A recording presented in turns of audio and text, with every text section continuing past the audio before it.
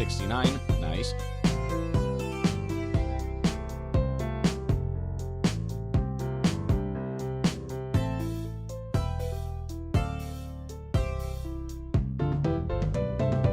My disappointment is immeasurable. Bitchin'.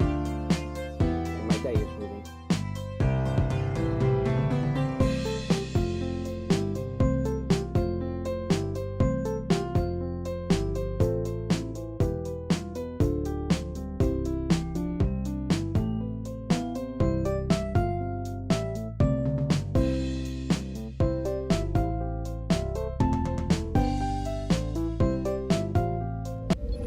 Hey, good evening, everybody. Welcome in. It's Tuesday, and I mean, it's time for some Loom and maybe something afterwards. I don't know if we're going to finish this tonight.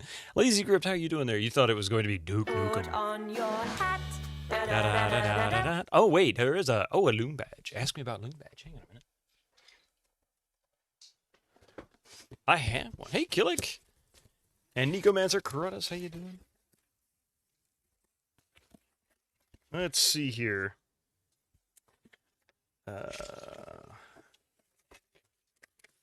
There's Ask Me About Zine. Let's see here.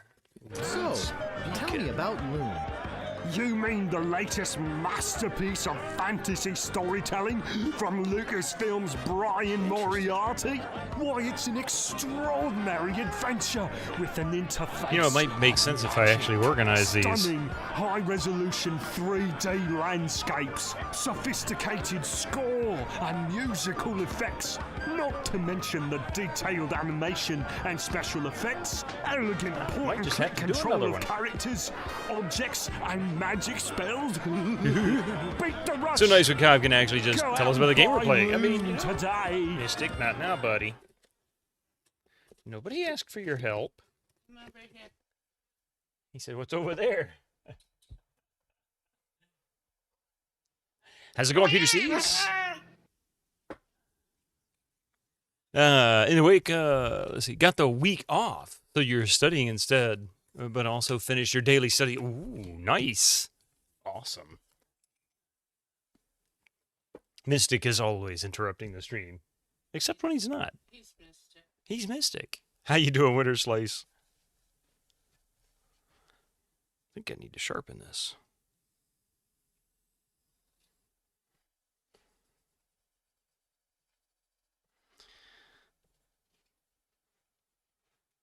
All right.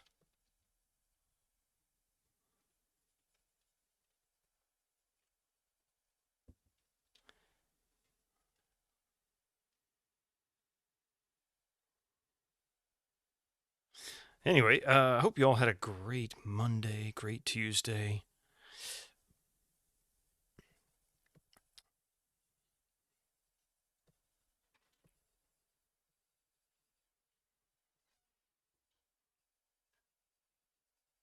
One of these days, I'm actually going to find an actual badge.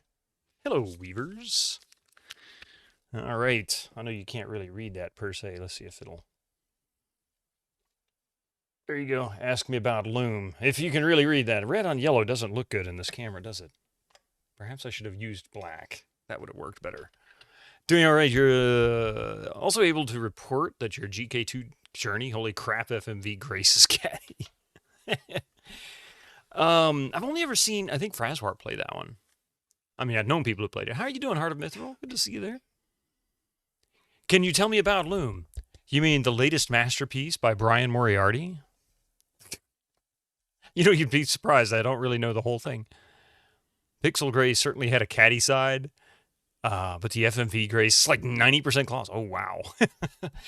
It's really sad. All right, hang on a second. I've got to do this now because I feel like a fool. I really don't know the answer. You'd think I would. I should know. I should memorize this now simply because I'm being called out on it. Hang on.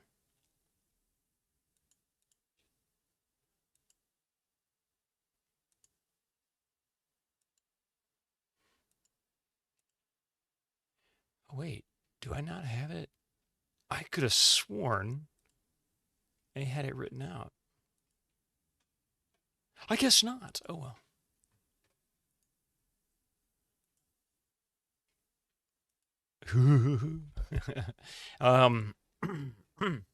You mean the latest masterpiece of fantasy storytelling by Lucasfilm's Brian Moriarty? Wow, it's an extraordinary adventure with an interface of magic. You can't remember. See, you remember it better than I do.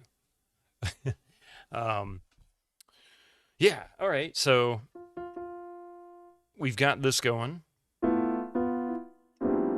Just so you know, it's a real keyboard. Nobody can play that bad on purpose, right? All right, cool. That's off. I want to try something, actually. I'm very curious to see if this will work. In fact, I'm gonna stop that for a minute. I've been wanting to test this out ever since it occurred to me. Let's add. Hang on, I'm gonna try and add the. Oh, wait a minute. I don't have this plugin in here, do I? Let's see.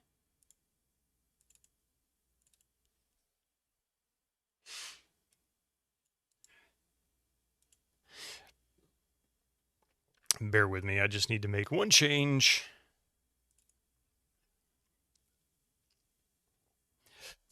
My goodness. What the heck?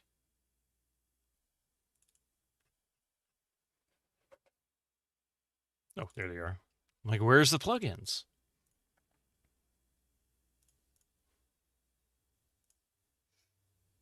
All right, got an idea. I'm going to see if this works. I'm going to try adding the Munt plugin. Oh, it's picking stuff up. To Ableton here, if I can see it. There it is. Oh my goodness, it actually does load. Hey Zaxler, how you doing? Beat the Rush. Winter, we went out and watched Loom today. Let's see how well this works. I'm genuinely curious if I can use Ableton for this. This will be kind of funny. Oh, right. Wait a minute. So I wanted to use... Set the control. Yeah, all right.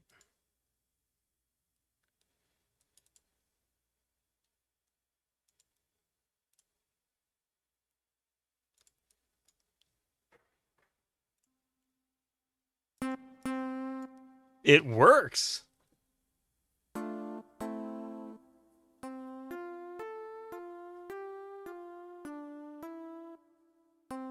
Good job!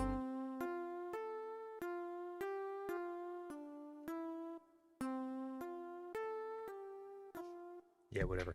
All right, so that's kind of cool. That's actually me. So I wonder how well the game plays. Playing Boom and be like...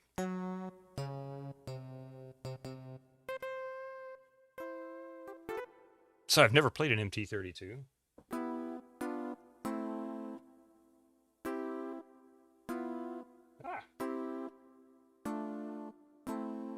Whatever. Forever Jacques. All right. Anyway, I'm kind of curious to see how this takes off. I'm curious to see if Ableton will accept a MIDI input from an old game. It'll tell you just how it works. So I'm going to load Loom. Let's see what happens because I'm How the curious. acid burn my armor.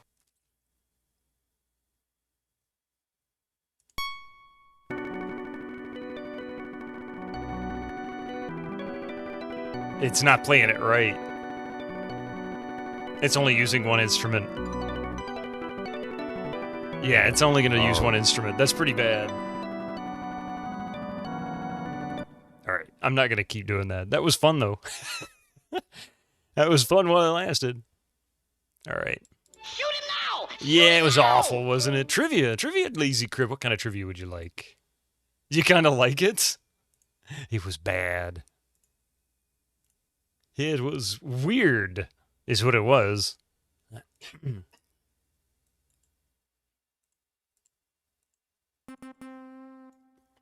All right.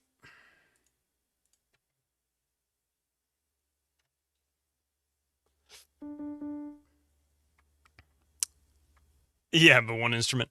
Well, the reason why I was doing it, Peter Steves, is MT32 is a unique beast. In when it comes to MIDI, because MIDI is standardized. So, for example, piano is always in the same bank, and organ's always in the same bank, and percussion works relatively the same way, but with different sound fonts and so on. But with MT32, it didn't do it like that. It had the same setup, basically. Hey, Benedict, how you doing? But the problem is that in order to know where the instruments, where they were positioned in those banks, it had to upload essentially a manifest to the MT32 player, so that then it could say, okay, well, bank 5 is the piano, and bank 3 is the organ, and so on, whatever. And that's not the standard MIDI setup, which is why they say if you try to use MT32 and you play back general MIDI, it's probably not going to play right. It's going to sound weird.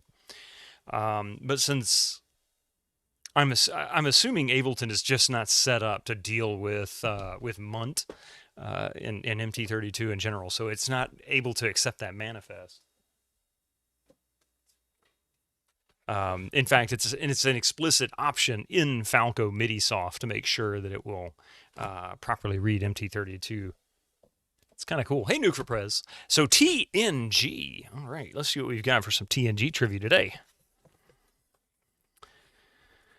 Okay, let's see.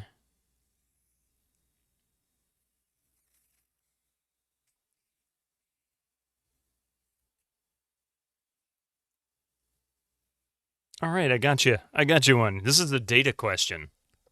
Are you ready, Lazy Crypt? Here's your question. At what game did Data break the bank in the Royale? At what game did Data break the bank in the Royale? Was that poker, craps, blackjack, or baccarat? Poker, craps, blackjack, or baccarat? You say baccarat? I'm trying to remember myself, actually.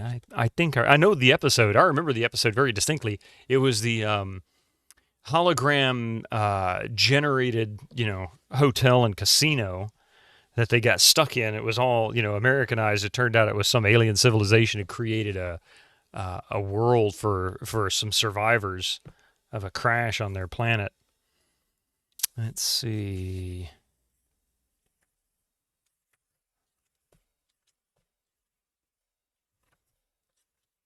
Oh, wait, passed it. Oh, really, was it? I was wrong. Wow. Is that right? With the second doc, I believe it was season 2, yeah. But it might be craps, because the episode where Data learns about bluffing. I think that is the episode. Wasn't that the episode he learned about bluffing?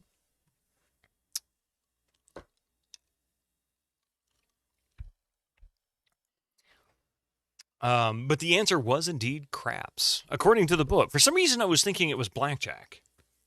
But they played several different blackjack and poker and whatnot in various episodes. They even played poker with Stephen Hawking, the actual Stephen Hawking. That was a funny episode. But yeah, craps it was. Now, I just tinkered with what MUNT sounded like when loaded up in Ableton. Clearly didn't work out right. You love that episode. That was a good episode. It really was. I didn't like most of season 2. It had sort of a weird feel to it for some reason. I can't quite put my finger on it. But there were some good episodes. Even the dude dressed up as Einstein is doing a good job. Yeah, right?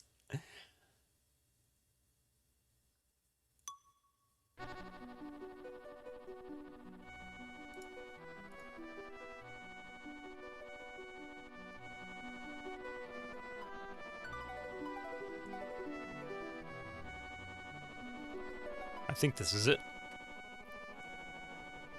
Your brother loved the second Doctor? I like the actress. I don't have a problem with the actress, but she didn't feel right in that episode, in the season. Somehow or another, she just didn't fit. And I've never been able to put my finger on why. Killick.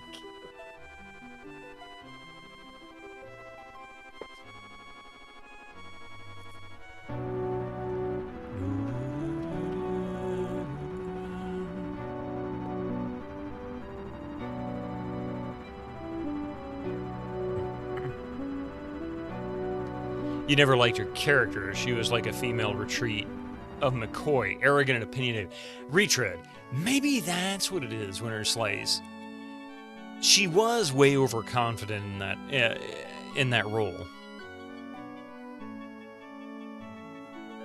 But like I said, I don't mind the actress. I've seen her in a number of other things. In fact, I recently watched an episode of The Love Boat. She was in that. She's not a bad actress at all. She's actually a very good actress. She just didn't fit that role. Oh, he said her character's supposed to be a female Bones. I didn't know that. I mean, I guess it makes sense. Crusher comes across as the mother figure quite literally because of Wesley, but the new Doc is just very antagonistic. Yeah, she's a little too hard-edged. Kind of, and she's just kind of cranky, but not cranky. I mean, she's not like McCoy cranky. Exactly how to describe that. She was she was in the original series. I forgot about that.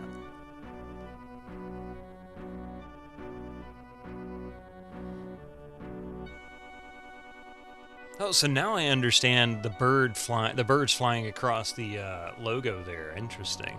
And only the logo. How you doing there, PS1 Addict? Good to see you there. Good to see everybody here this afternoon, this evening, or this morning, depending on where you are. I have a feeling I might finish Loom tonight. And if I do, I'm going to play a game that I played just a year and a half ago, if that, which is going to be King's Quest IV, because eventually I want to get to King's Quest V. So we're going to finish up Loom, and then the idea is to play King's Quest IV, and then we're going to play The Dig, another LucasArts classic. On Wednesday, there's a solid chance I may finish Might and Magic 5, Dark Side of Zine, effectively completing all of the world of Zine. As far as the main story is concerned, there's lots of little quests I'm sure I could probably pick up here and there. But for the most part, following that, it's going to be Tex Murphy Overseer. I'm hoping that it will play on the Pentium 2, that it is not modified in a way that it won't work on the old Pentiums. Sometimes they'll do that depending on the difficulties they had. I didn't see any DX wrappers in the folder, and it kind of makes me nervous. It was also from the era of the late 90s where CD checks and things like that were used, and there are no CD images. So that means that it's probably been modified. So I'm going to give it a try. We'll see. But I also want to try and see if I can get Mandate of Heaven, Might and Magic 6, because following Tex Murphy Overseer, I'll move on to the 6th Might and Magic. That was also around 1997, 98, something like that. So it'll be another late 90s. Gonna be doing MM6. Sword of Zine. I've had people mention the Sword of Zine just recently. Don't really know anything about it. I know that it was not initially official. So I don't know. I might pick it up separate later on. Do Mandate of Heaven next. Watching The Dig will be fun. You've given it a go, refusing to use a guide. Gave him 3 or 4 screens in. I've heard it can be pretty brutal. Full Throttle is really good. I have played Full Throttle on stream, yeah. In fact, I think that was the first... That was the first one I got. I played out of this because, where is it? There it is. Full Throttle. Peeking out. Yeah, these are great, by the way. I don't know how much these go for anymore, but these used to be really inexpensive. And if you can find LucasArts Archives 3, Volume 3, it also comes with Monkey Island 1 and 2 and Dark Forces. Dark Forces. And sort of a lesser-known game by LucasArts called Afterlife. One of those that kind of flew under the radar. Yeah, the collector's edition big box. Ooh, nice. I'm not putting my lips on that. It's become one of your sound alerts. Fedora, sorry, you're not wrong. The Turtle was pure adventure game BS. Oh, Lord.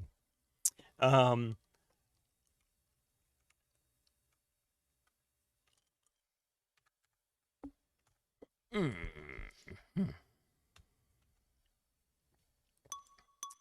we are. I know I saved. Was it Dragon's Lair? I think it was Found Sphere at the bottom of the Dragon's Lair. Yeah, we were at the bottom of the Dragon's Lair.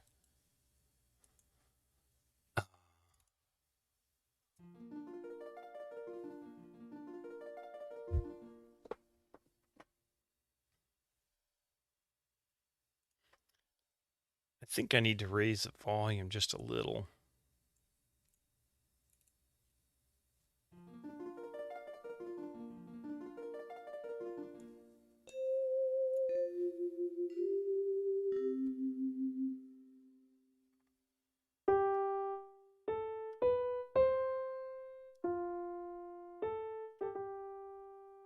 Oh yeah, this is Tapestry.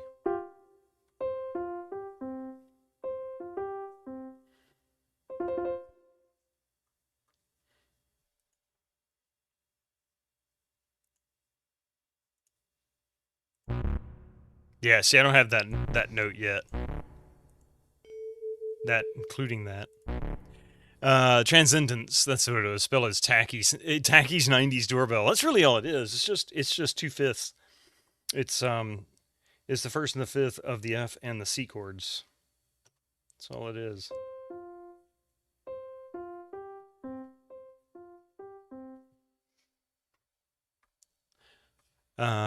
All right, so what are we looking at? This says dry hole. What is that? Hang on a minute. Oh, wait. I got an idea. I know. I got it. So that would be, what is that? E, F, F, G.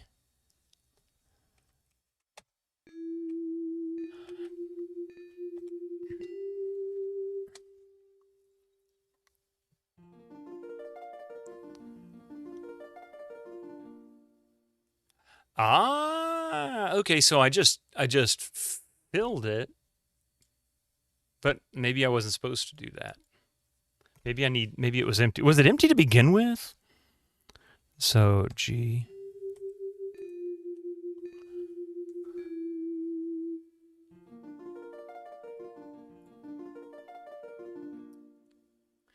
So what can I do with this?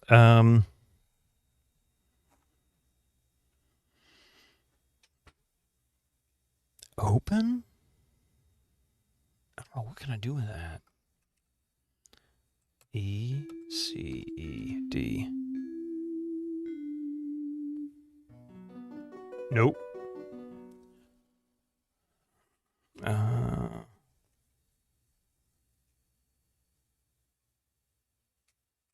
G, E, E, C.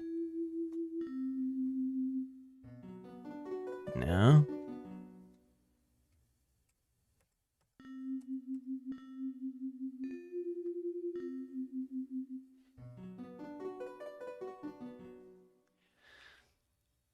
I'm not sure what it wants me to do. Dry as a bone. I get that.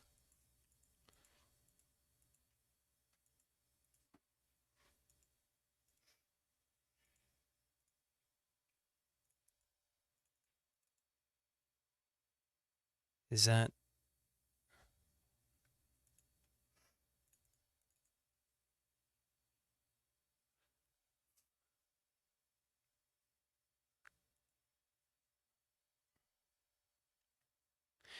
So what does it want me to do here? Oh, wait. Who the heck is that? Who was that Joker?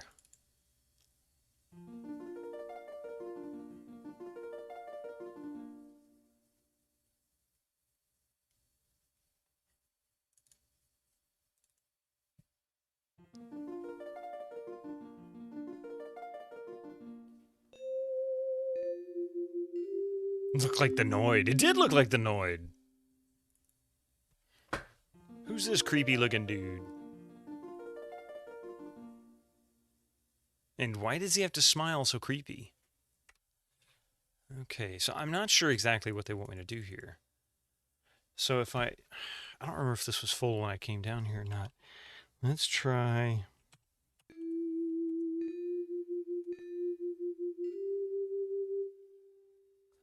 Okay.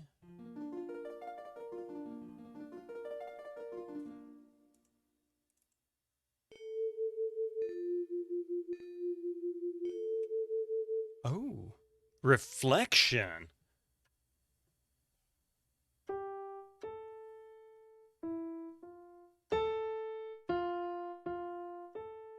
So reflection? Hang on. So that was A, F, F, A.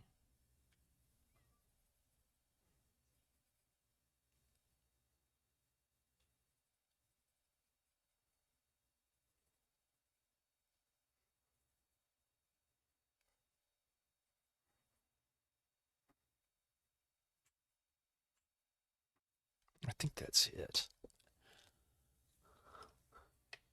Is that the Noid dude, actually? I don't know who that is, actually. Maybe it's Leisure Suit Larry with a funky hat. Yeah, probably. Let's see. A, F, F, A.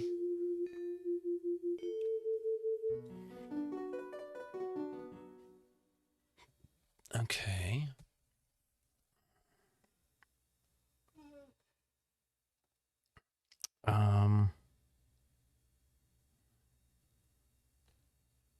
So it looks like...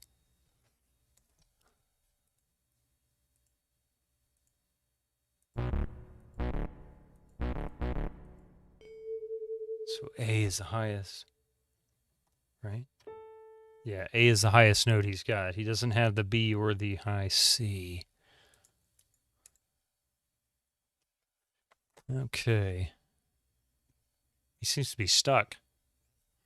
So what happens if I...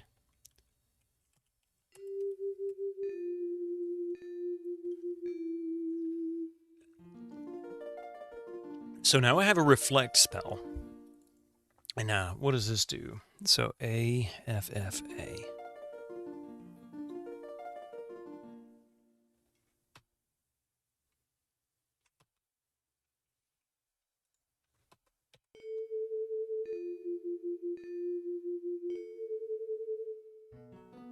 Nope. It's not it.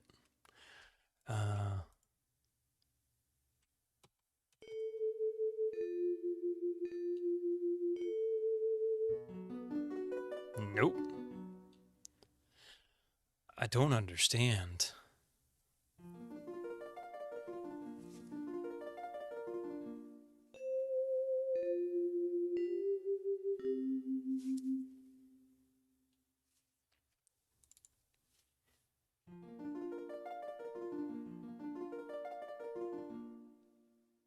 He does kind of look like the Noid, though. I'm not going to deny it.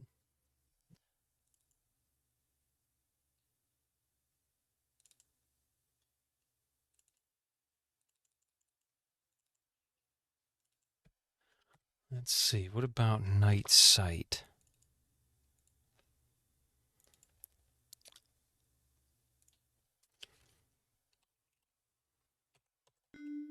Oh, wrong one. I hit a wrong note. Darn it. Hey, Kira, how you doing?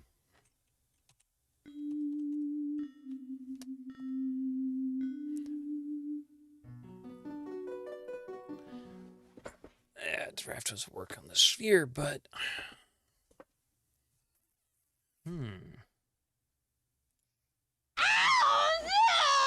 Ain't that the truth?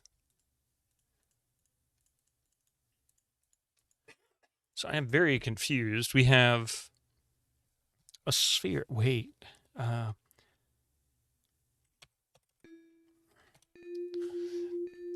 Just eating supper? Well, that's good to hear. It's not doing it either.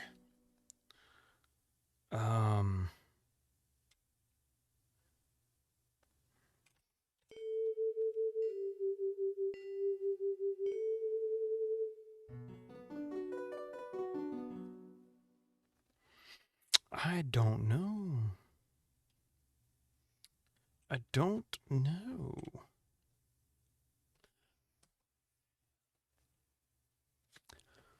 So, you know, I kind of want to back up a little bit. Let's see. So I got rid of the dragon. Um...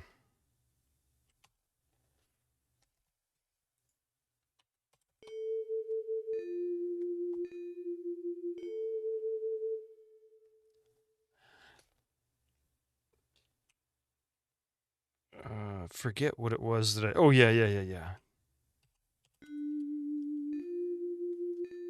think I did terror is what it was. And I turned into fire and then set the straw. Oh, wait, I gotta do the... Eek, fire. Put it out, put it out. I forgot to turn the gold into straw. All right, so let's do... where was that? Straw to gold. So, C, D, E...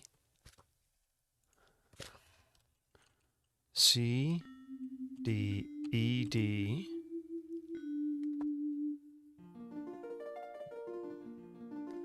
There is indeed an ABBA drive. What?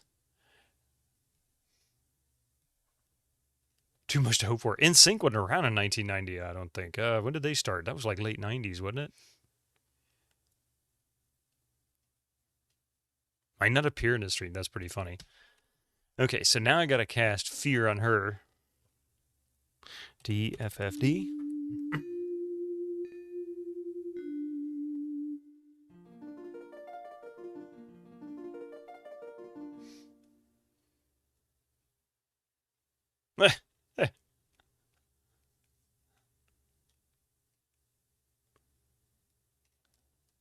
Oopsie. Okay. That and 4 of the 5 characters in NSYNC aren't notes. 4 of the 5? Angry Birds, 1990 edition. How you doing, ATM? It's good to see you. I didn't know about there was an ABBA draft. I guess it's just like 4 notes of a theme, perhaps.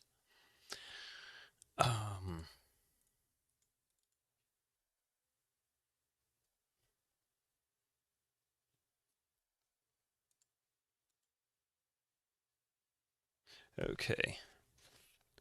Now with night vision, I can go D, C, C, D.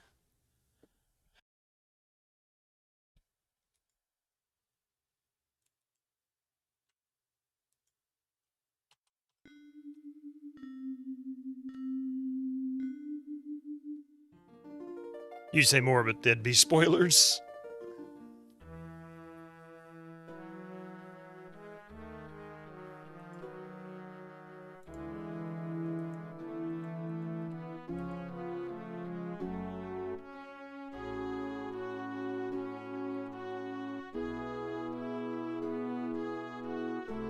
Yeah, I honestly don't know where or what happened at the end of the last stream. I can't remember precisely, so I want to recreate it. My goodness, we didn't go this far out.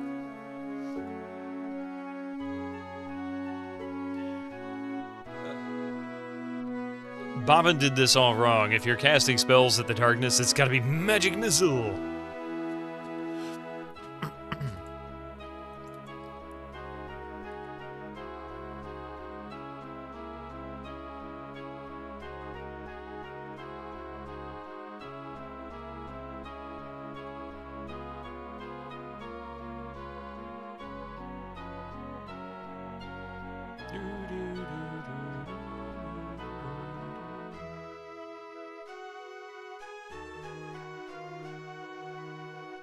Okay.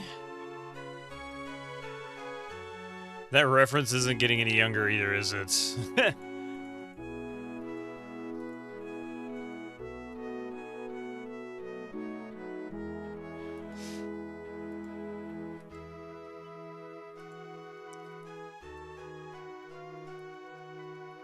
Oh my goodness, what? I don't get it. So that's kind of a dead end. You played Loom before, but you don't remember any of this? This isn't the best part of the game, I'll say that. So we had the dragon, and now we have a dungeon. Well, we're crawling through the caves because we scared the dragon away by setting her gold on fire after turning it into straw. And she's terrified of fire. The scum game that does not play as a scum game. Yeah, exactly. It really doesn't. Whoops. There he goes. Okay, so this is where we were, so... Guess I won't be going back that way.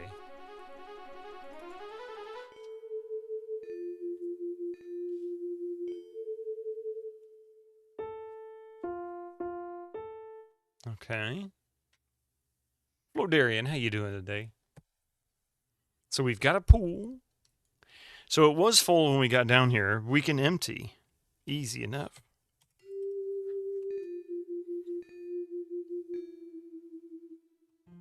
It's a point and strum, not a point and click, yeah. And then we found a dry as a bone hole. And a dragon sphere.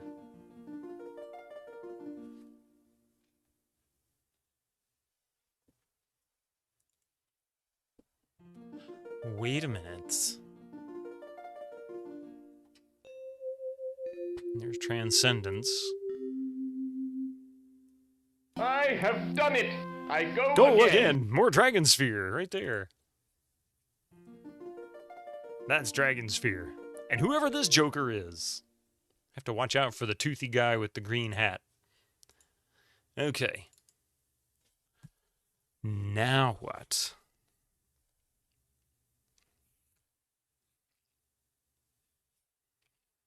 Let's see. E, C, F, D, maybe? Wait. E, C, E, D. Try to play Dragon Sphere. You could not understand that game. Really? Oh, I was really quite happy with Dragon Sphere. I mean, it is a little bit of an odd point and click.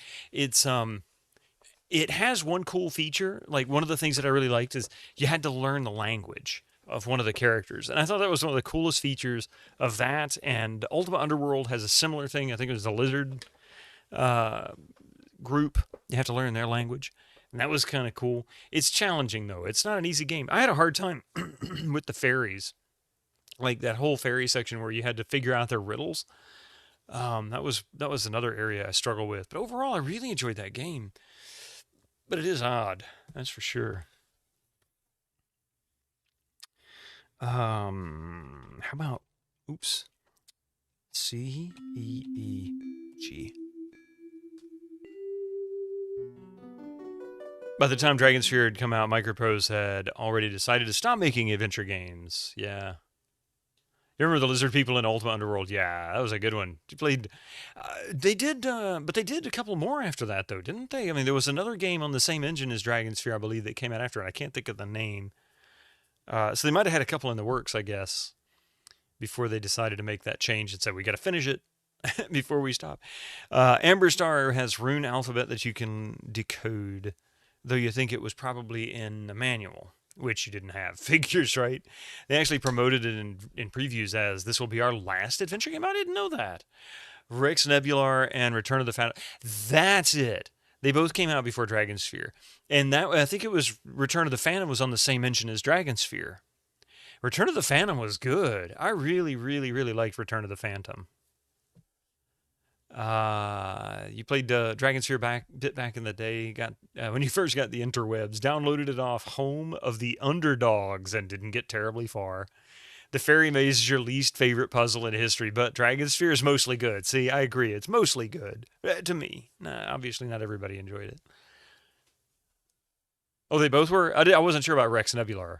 Although I have Rex Nebular. I believe I have that one here. Let's see. Yeah, I do have Rex Nebular. So that's another one I want to play.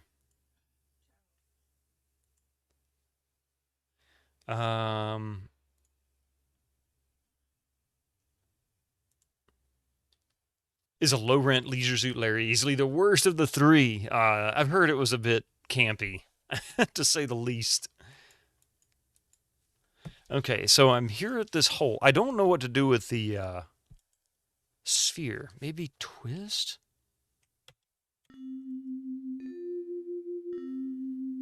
The Gambling Caliph was the MVP. Yeah. I have done it! I go again. Him. This bit of the game always perplexes people far more than it was meant to, I think. By the rising sun, yeah. And he cheats too, by the way. I swear he does. We lumen, Emmy Cat. We lumen. If I can just figure out what the heck I'm doing here.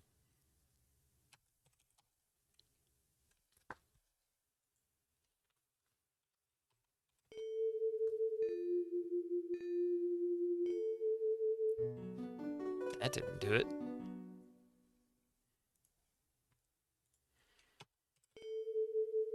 Loomings, you say. Call me Ishmael. If by looming you mean enjoying a masterpiece of fantasy storytelling by Brian Moriarty, then yes. Trying to figure out what the heck I'm doing here because I can't figure out what the heck I'm doing here.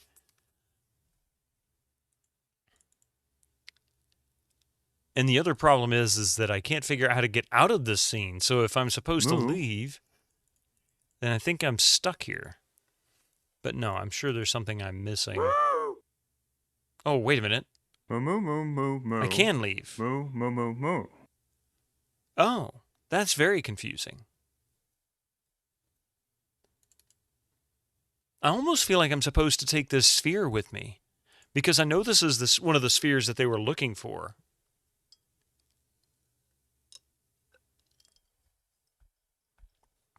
Yeah, literally finding the exit in that scene is an unintended challenge, I think. It looks like it wants you to go here.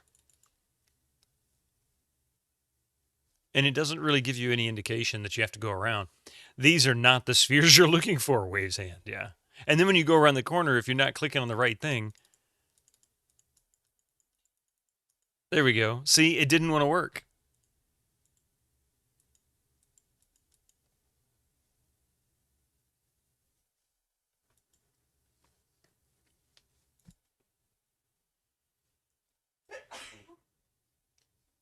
Aha!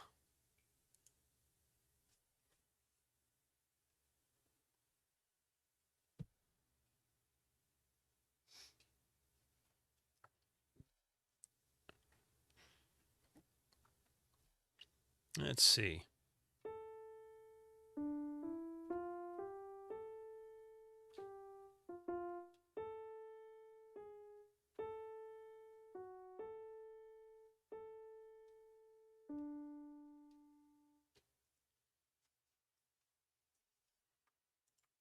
Are we going this way? Oh, I guess he's got a jump?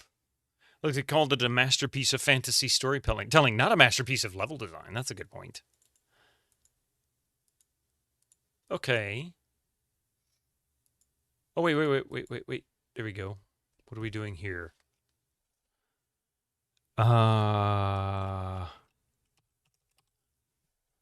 Maybe I should get a bit closer.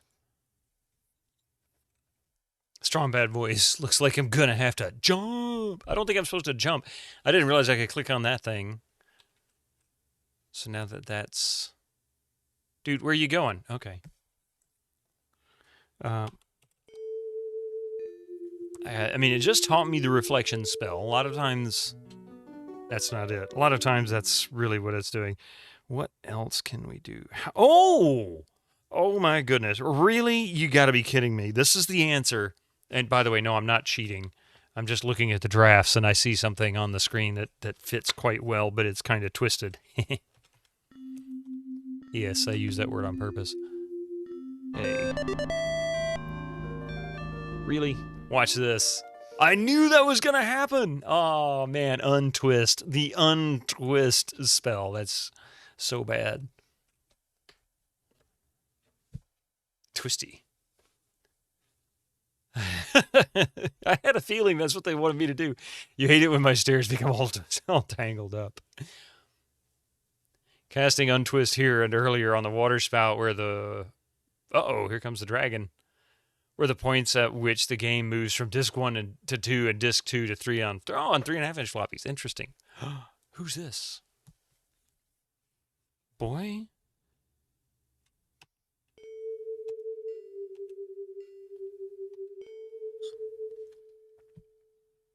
Who's playing music? You woke me up. Never saw anyone dressed like you before. What's your name? Bobbin Threadbare of the Weavers. Weavers, huh? Oh, no wonder your cloak is so nice. My real name is Wellrot, but everyone calls me Rusty. Rusty Nailbender. I'm supposed to be gathering firewood, but this plateau has been picked clean. What's your guild, Rusty? Follow me, I'll show you. We suddenly entered the God of War zone. Seems like it.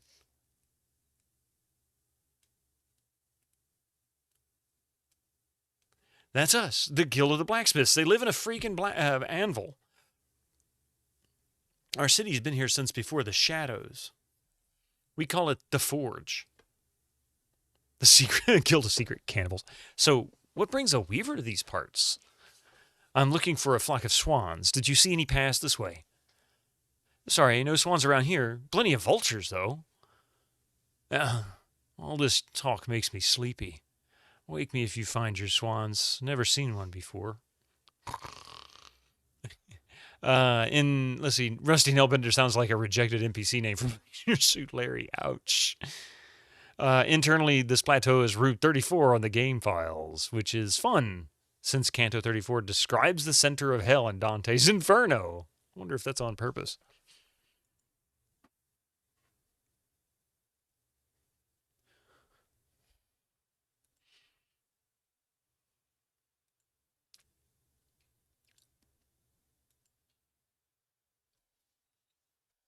Can you tell you about Loom? You mean the fantasy, what is it, oh, good lord. Halt, who goes there? Just me, a friendly stranger. A friendly stranger? This is my private guild, my strange young friend. The gate opens from members only. Now go away and play somewhere else.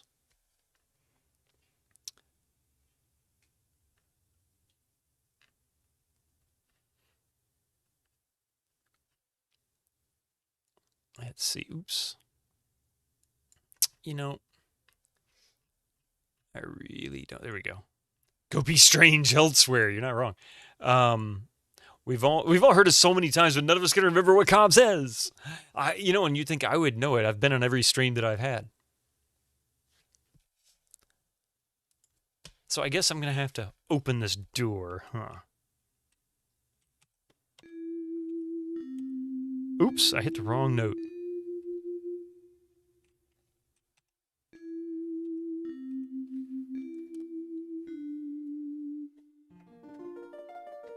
He went on to be one of the project leaders on the dig, so maybe, yeah, right? Can't remember what he says. Oh, wait. Out.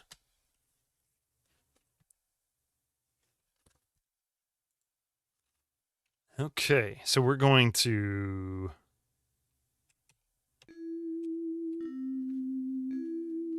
And of course, if you hit escape while Cobb is talking, you get a different marketing spiel. Wait, are you serious? I mean, we can test that right now. It's not hard to get to Cobb. But wait, there's more. Now, you're talking about in the remake, of course, because I do have the remake. We got one! Thank you for that follow, by the way. Right, but the remake of Monkey Island 1, because in the original, he doesn't do that. No, the original. Oh, wait a minute. I've got to test this now. You got me. You got me now. All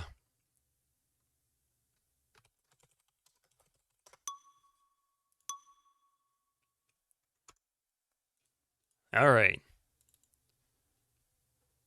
In the original.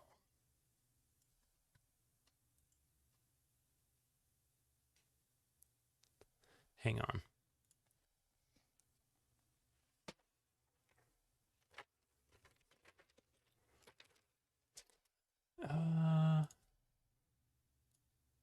Now you've really got me wanting to test this. I don't think I've ever heard this before. Oh, good. I do have the first one on here.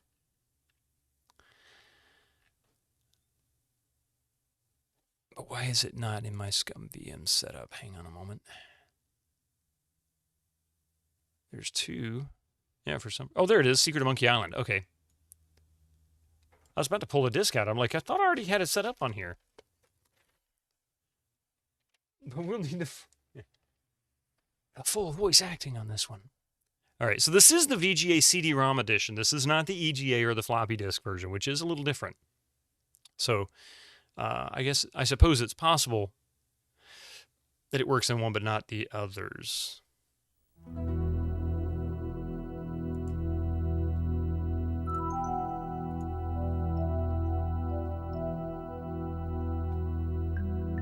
Incoming ads for you non Figures we get ads. Right now. It won't take us 5 minutes. Cobb's pretty early on. But I gotta listen to the theme. The theme is so good.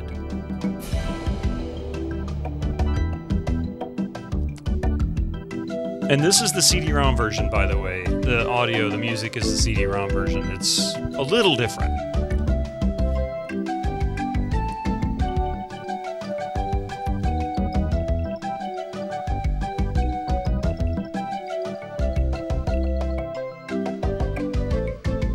That was how I listened to it when it first came out, Amy Cat, the PC speaker theme.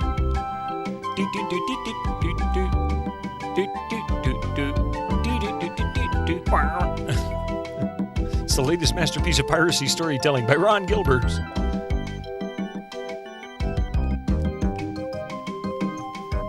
Man, it takes you back to playing this game in your friend's front room with next to the window, fiddling with the pirate copy protection wheel. Yeah, the Mac version as a kid, but eventually got all the other versions, yeah. Beat the rush!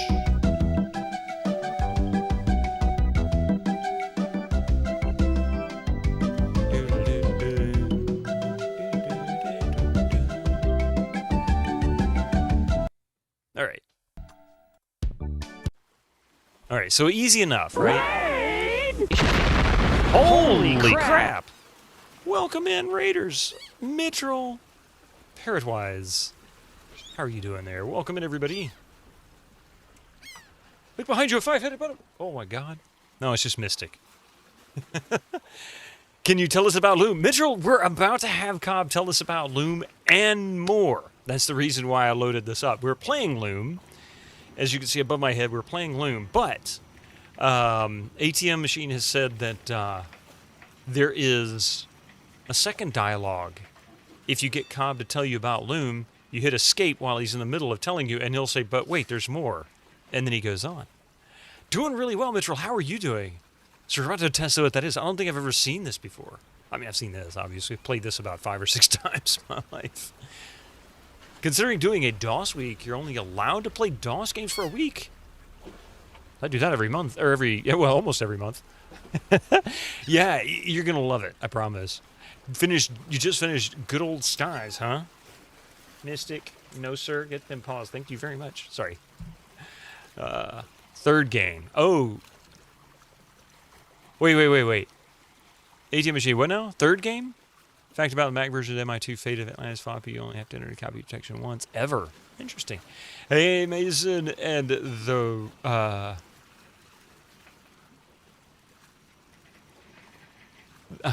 Thor Obliterator. I was trying to figure out how that worked. Thor Obliterator. Poor Thor.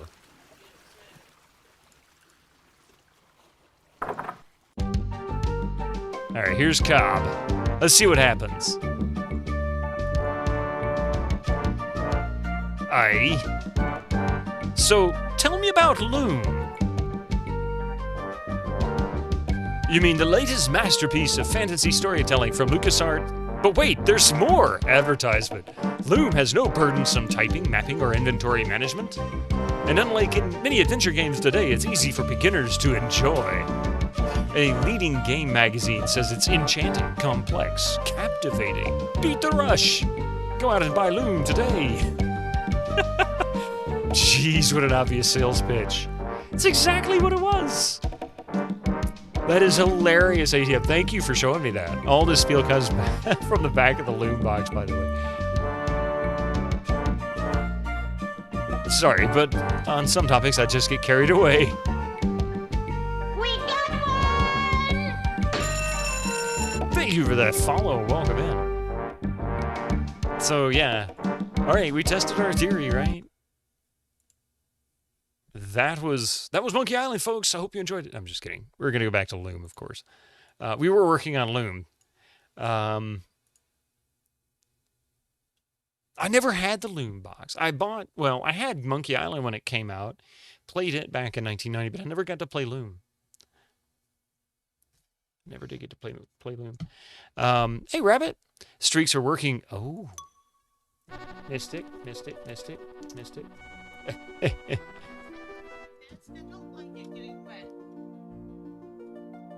it's this way.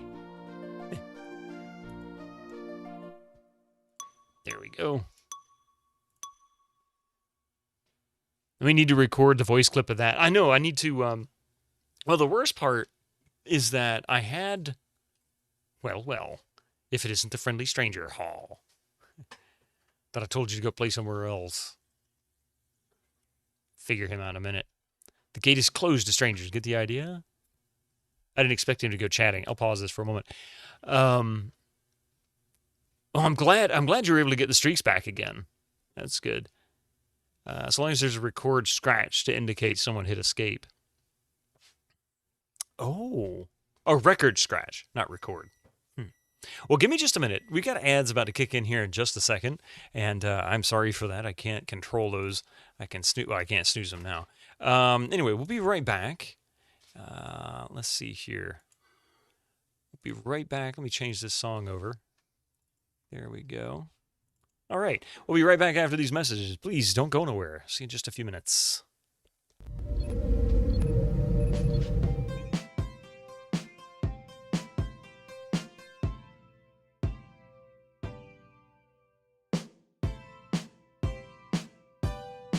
We got one!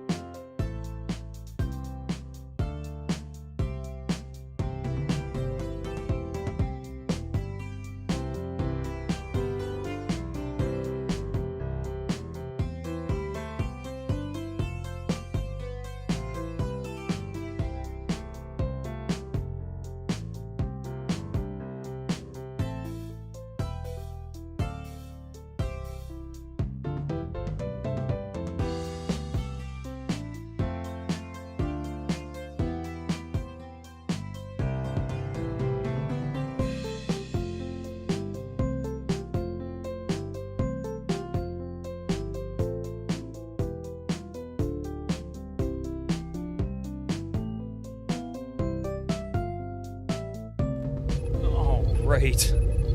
We're back a few seconds early.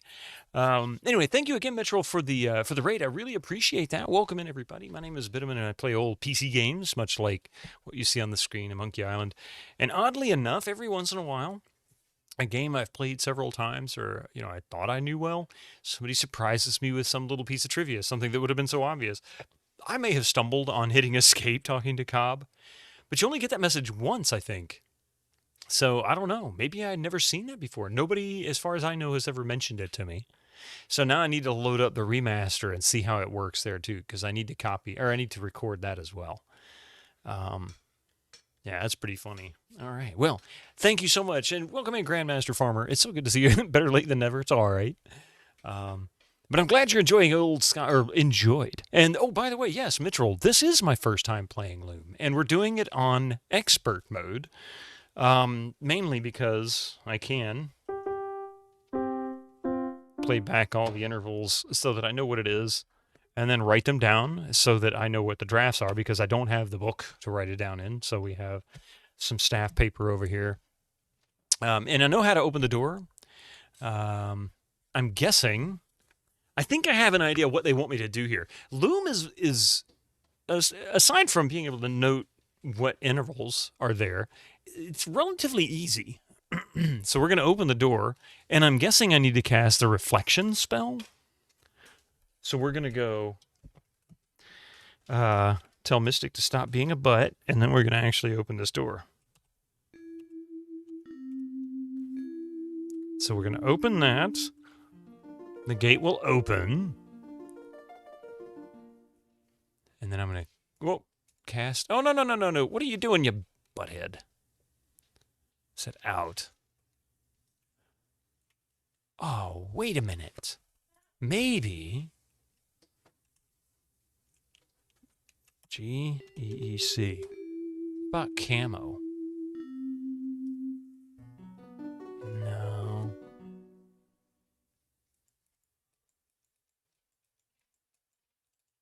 Shut tight.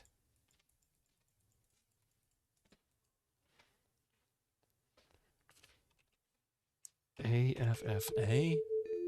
Maybe reflection on the door, then open it? No.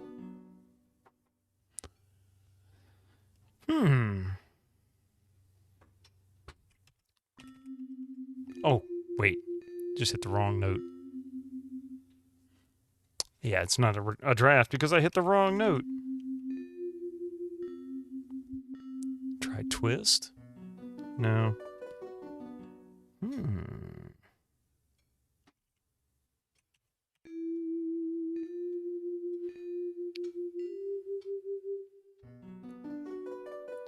No. I did try camouflage. And it didn't work. I mean, I can open the door. But eventually the guy will come and close the door and tell me, stay out, don't come in here again. Even if I open it, then I can't select the door. You have an idea? See, if I click on the door, I can't select it to cast anything else.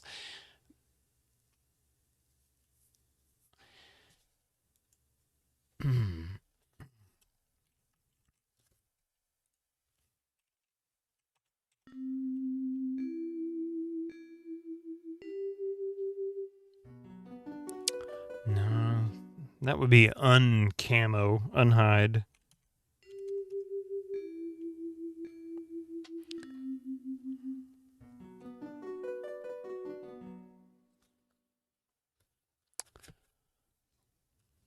Let's see. I wonder what terror would do. Probably nothing. No?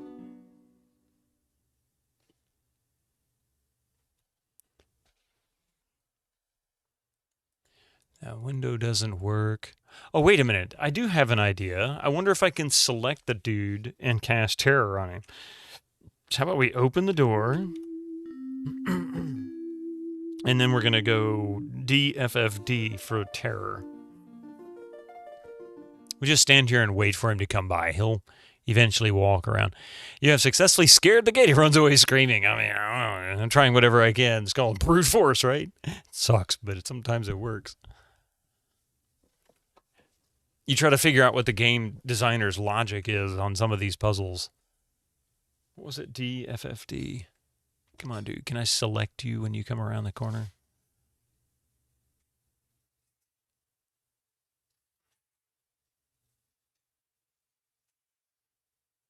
And I can't select anything else.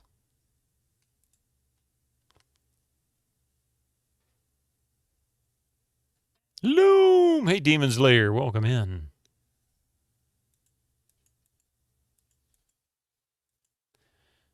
And he came around the corner once. Oh, wait.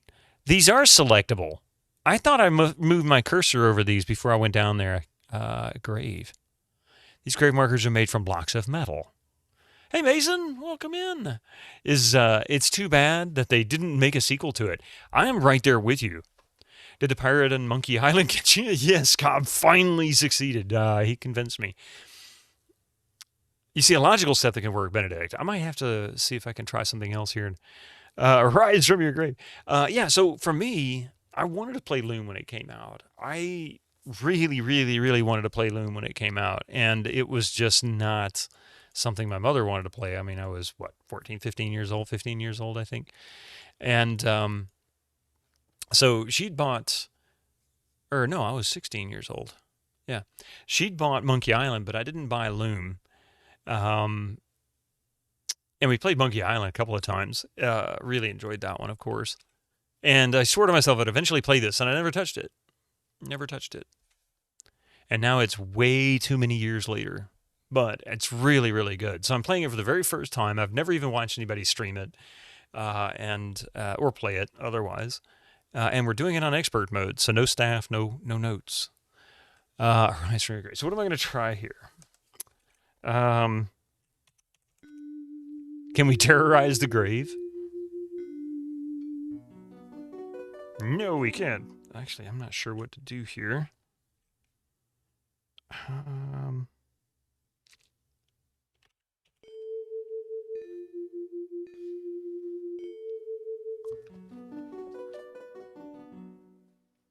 Draft won't work. How about... This is kind of crazy. How about open?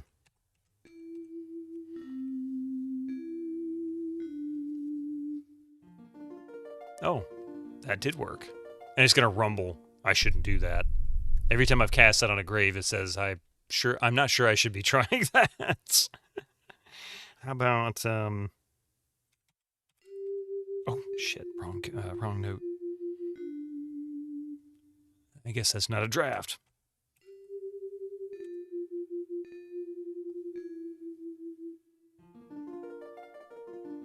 Now, empty's going to work. Oh, maybe not. Not a good idea. You may have copied the original floppies back then, but if you still have those, I wouldn't know. If you had the floppies for this, man, this is something else, let me tell you.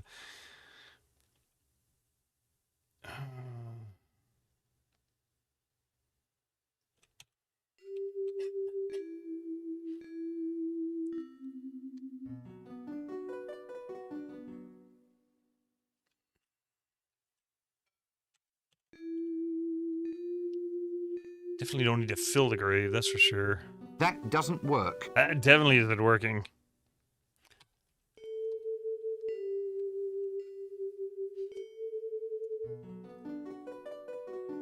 It's not going to work either. Not sure what to do with this.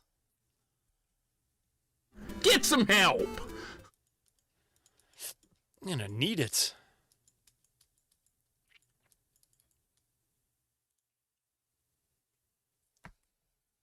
Wait a minute. He did say he was a member of the guild. That's what it was. So now I look like one of their dudes. Hee hee. I stole his identity now. What it is. I am now Rusty Nailbiter or whatever.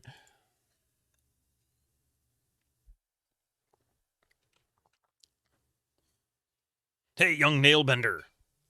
Hail. Stoke is looking for you. He looks mad. You better get in there quickly. It's not a joke. In this game it is. But I'm doing it for a good cause. I'm looking for my friends and family. And the dude's asleep.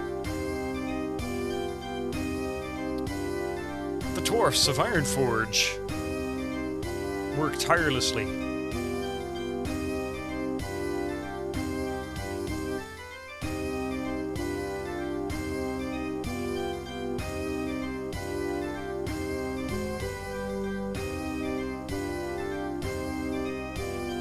Robin proceeds to max out Rusty's credit cards. Hey, Monofade.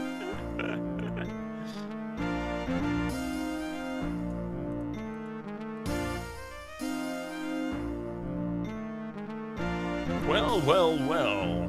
If it isn't my faithful, tireless apprentice, Rusty Nailbender.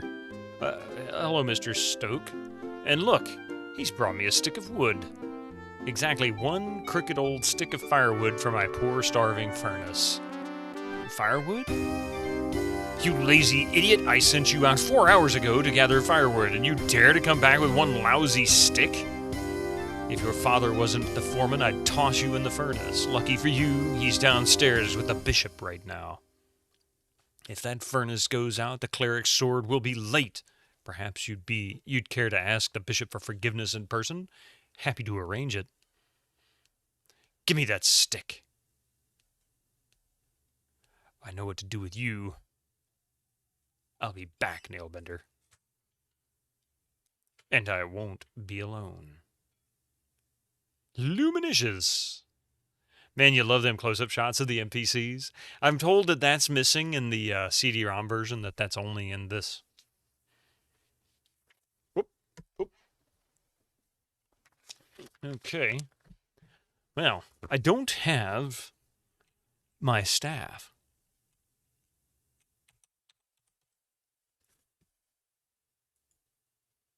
No more music. Locked. And me without my distaff. Looks kind of comfortable. This straw must have a sleep draft spun into it. Can't do much without my distaff anyway. Yeah, the talkie CD heavily revised and condensed the dialogue. Also removed almost all the character close-ups. That's what I've been told.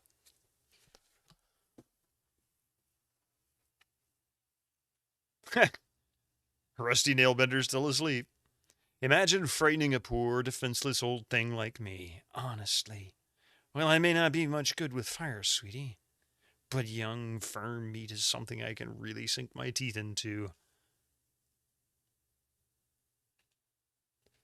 Huh? My robe's not reflecting anymore. Something must have happened to Rusty. I am bald as fuck. Hey, Chadliers.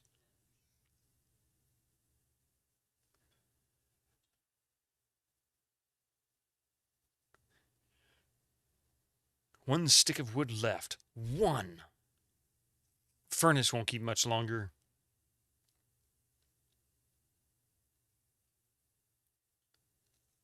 $10,000 swords to forge, and the furnace almost cold. Here goes my new office furniture. Oh, no! Whoa! Dude! That's brutal. That weaver. Now I have to wait outside. If I ever get my hands on him. We just got Rusty Nailbender killed. Back to the pattern. That was easy. Pity that someone has to die for me to return. Great job, Bobbin. Dragon. Poor child. Now, where can Bobbin have gone? Is that Hetchel? I mean, he is a monster. I didn't take him to. He did it on his own. Those Smiths are a suspicious lot. They'd never let a weaver inside. Uh-oh. Perhaps I ought to look into this. Corroded. This got darker than expected. I didn't expect that. I mean, to come back and there'd be a skeleton where Rusty Nailbender was, that was pretty brutal. What would Elder Atropos say if he saw his distaff treated so? Got it. Mustn't singe the feathers.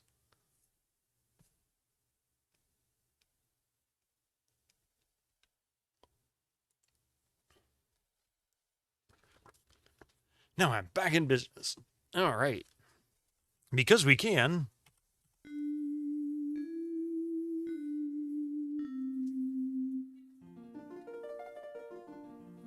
Have some gold, fellas. Guess my distaff still works.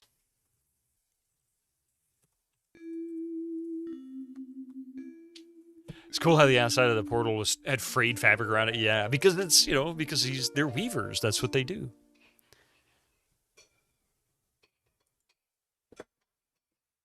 That was your idea. Ah. So I wonder.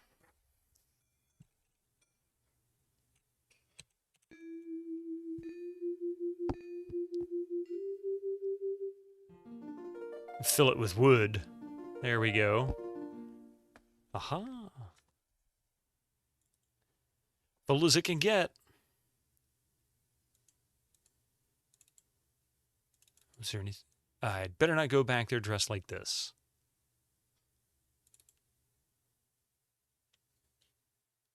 The good old Corinthium Transformium. Uh-oh. Ah, oh, there's the dude in the green hat.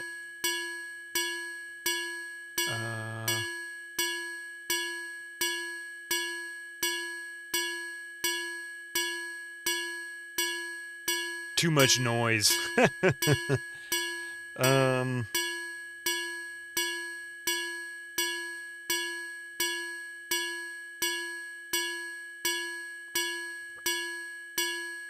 That's gonna be one nasty sword when he's done banging it.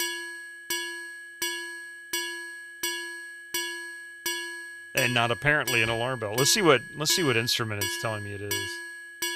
It's a triangle. It must be very low on the keyboard.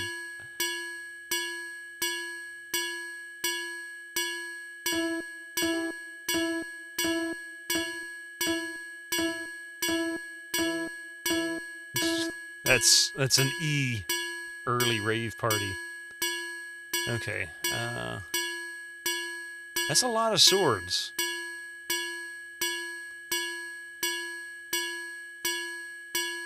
I don't know. Not sure. Swords out.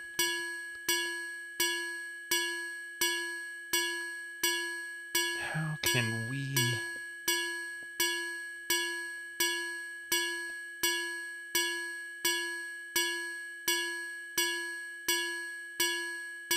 We already did that.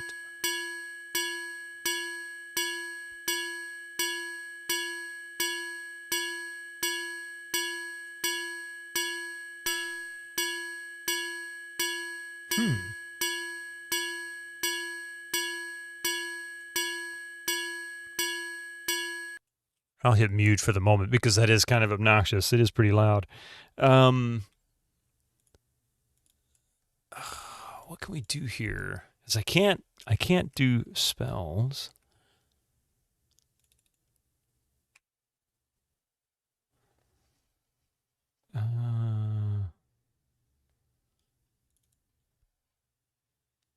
You're just hitting your volume button. Yeah, it was pretty obnoxious. I won't argue that. You got a fever and the only cure is more triangle. Yeah, really, cowbell. Okay. For the moment, I've unmuted.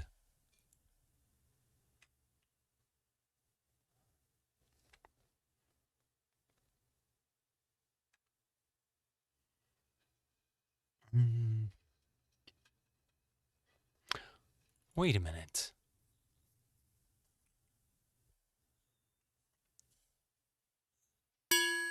So mute AFFA. can't do any drafts here.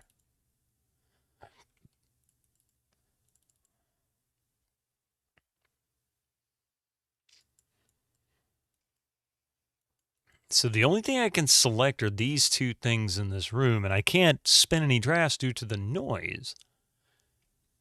So how am I supposed to get past this if I can't exit down here? Is there no way to get down there?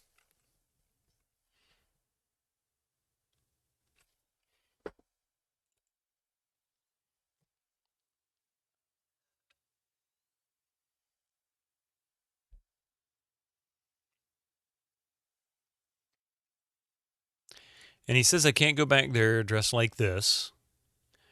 I filled the wood box. Maybe. I've got an idea. Can I just say EGA? Isn't it great?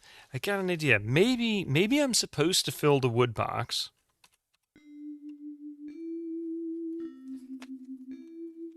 And then close the door. And maybe the dude comes back. All the background art in this game was done by Mark Ferrari. I want to say I saw that in the credits, or somebody told me that. I don't remember exactly what it was.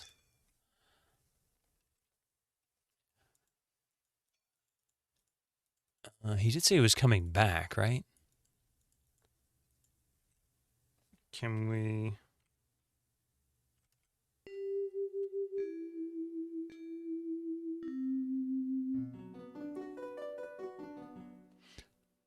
No.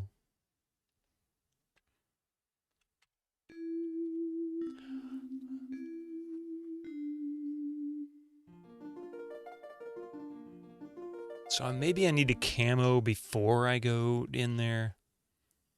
But what am I going to target for that? I mean, it's weird because this is one of those that I can't really target myself.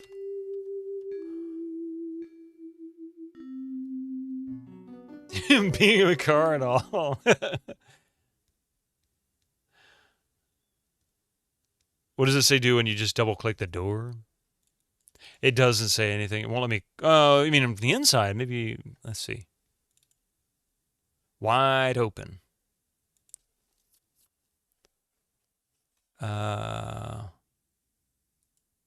Good point. Can try closing it.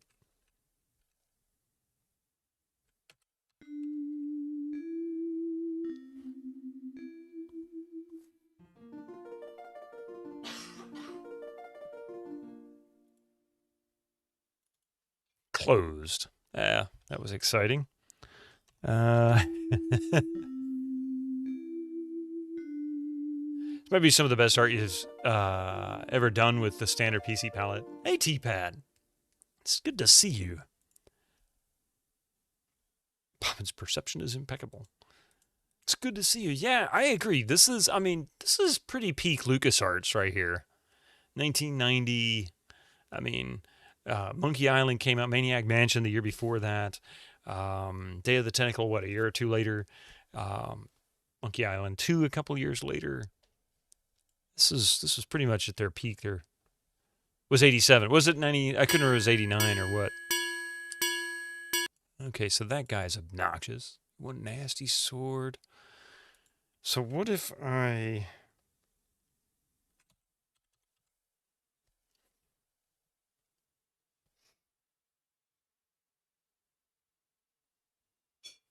Yeah, Last Crusade was 89.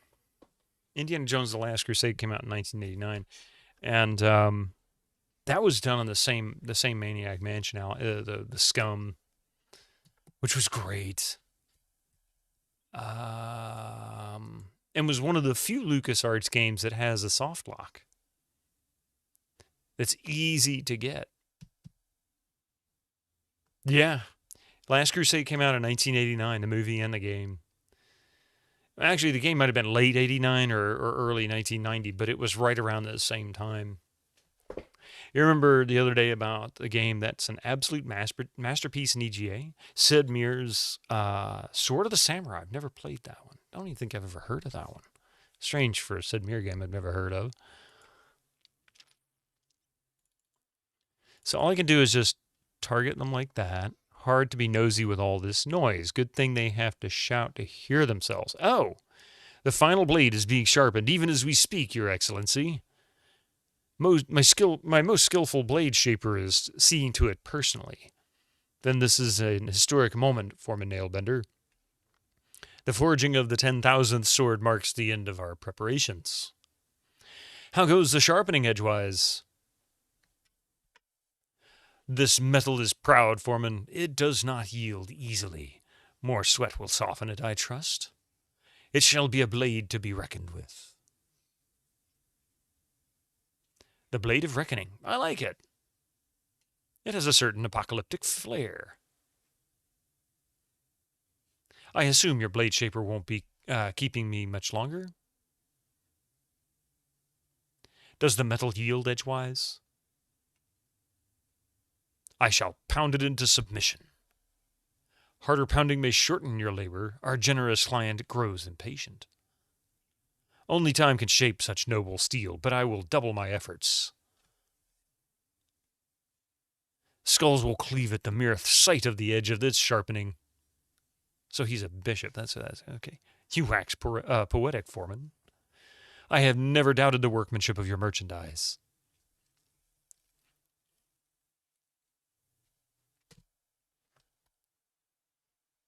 In fact, you blacksmiths have caused me less trouble than any other guild.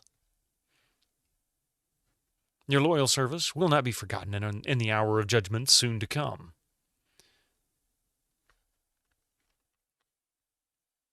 Okay, I guess that's the end of that conversation. I assume it's still banging away, right?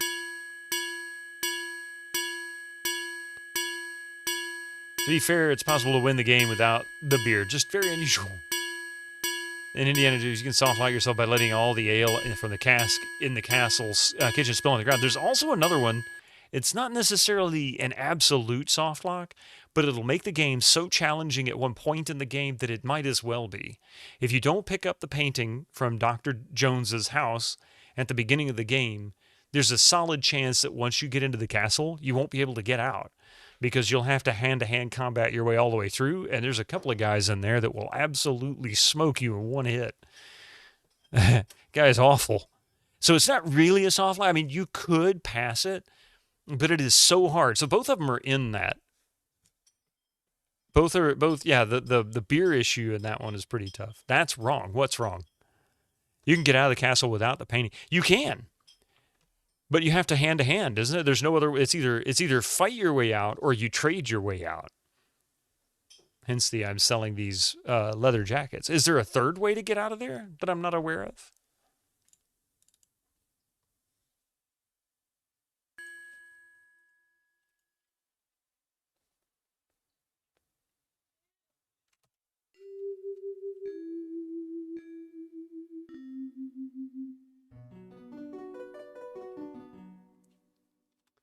You need the painting to see the painting of the Grail, not to escape the castle. Well, there's that, but there's also a painting that you can trade one of the guards instead of fighting him, because every single guard as far as I can remember, all the guards there, you can talk your way past them if you have the right items. And yeah, the painting helps you confirm the one in the basement, but you can trade that painting with somebody. Because I ran into that. That stopped me from getting past them. I could not get out of the castle. I could not fight past those guys. I got up to the big dude on like the third floor, or whatever, like second or third floor, and I mean, it was like 2 punches and I was down every time. He was hard. But maybe there's another way around it. I don't know. I couldn't do it. Oh, this is just rude. Oh. It's very difficult, yeah.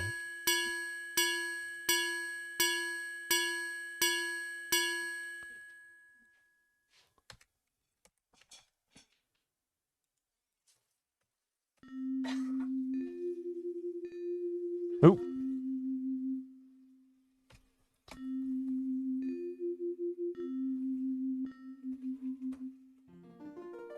This is so rude. Foreman, what evil is this? A witch's curse has befallen the blade. The edge has been mischievously twisted. A curse edgewise? I think not. I'd hate to believe that a witch's curse could so thoroughly ruin my schedule. You don't suppose that fellow who's been spying on us has anything to do with it? Perhaps he'd care to accompany me back to the cathedral.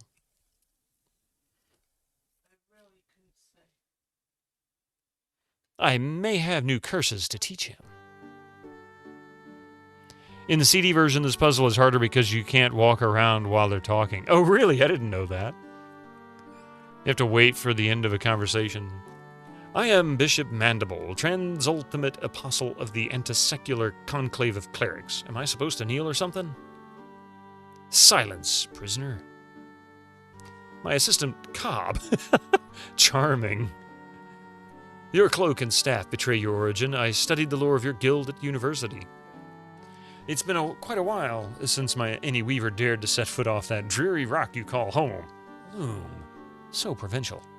I can't help but wonder what impelled you to leave it now.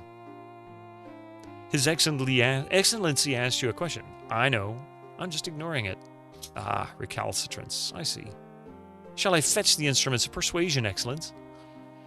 Forget the hostility of my assistant. I fear Cobb is not very worldly. He does not realize how dangerous a weaver can be. Dangerous?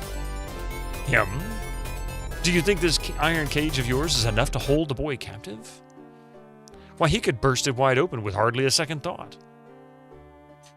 But, Excellency, I inspect the locks every Tuesday. Observe and learn, my servant. Even now, your prisoner has plans to escape. Okay, hey, Chelnav, how you doing this evening? It is indeed. I hope it's the same Cobb, but just without the pirate hat on.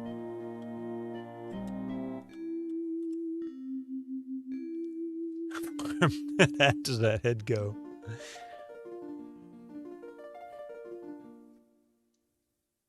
You see, Cobb, an elusive breed, these weavers. Luckily, they are quite helpless without their weaving sticks.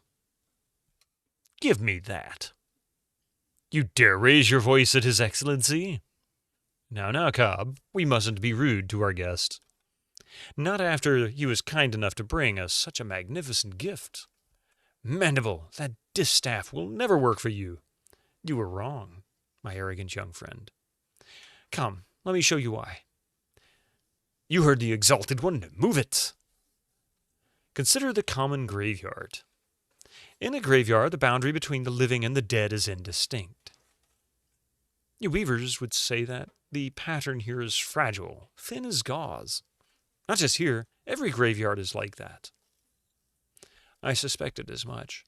Now imagine what might happen if this delicate boundary was somehow breached. Torn open, so to speak. Forget it, Mandible. You can't just rip the pattern apart like an old rag. But I can. All I require is a weaver's distaff and the 4 threads of the opening draft. Thank you for supplying both so readily. When the boundary is breached, the dead will stream back onto the plane of the living, eager to reclaim their place among us, and I will be waiting for them, ready to offer my vast expertise in spiritual leadership. I shall preside over a teeming multitude of restless shades, immortal, invincible, an army of the dead with myself as its supreme commander, an army nourished by the meat of the shepherds, armed with the swords of the blacksmiths, and guided by the sphere of the glassmakers. I was preparing to invoke the dead by other more forceful means. Then the glassmakers delivered my sphere. It foretold your convenient arrival. Now it shows me the smiths repairing the sword you tried to ruin. The age of the clerics will soon be upon us. Cobb, don't let him out of your sight. I won't, Excellency. And don't let him touch anything. Lord Mandible, ruler of the universe. Time to change my stationery. Not so dangerous now, are you?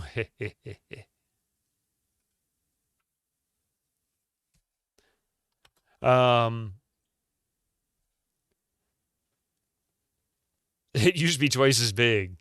but he had to cut off the had it cut off and wears a hat to hide the scars. Oh man. So this guy gets to necromance, but at any given chance, Loom Boy tries to summon the undead. He says, "No, I better not. How unfair." Going somewhere, Weaver Boy? Charming fellow, aren't you? Keep away from that, you. His Excellency said not to touch anything. I wasn't going to touch it. Just looking, that's all. Just looking, huh? Tell you what. I'll let you look into the sphere if you let me look at something. What did you have in mind? Legend says it is death to gaze upon a weaver. Naturally, we clerics pay little heed to such foolish rumors. Still, I'm curious. And that is absolutely Cobb's face. I'll let you look into the sphere if you let me lift your hood. Deal? I wouldn't try that if I were you. Why not? There's nothing to fear under that fine robe of yours, is there? If you fear nothing, then you'd better not touch me. Ah, a riddle. I like riddles. Let's answer this little riddle once and for all, shall we? Can't say I didn't warn him.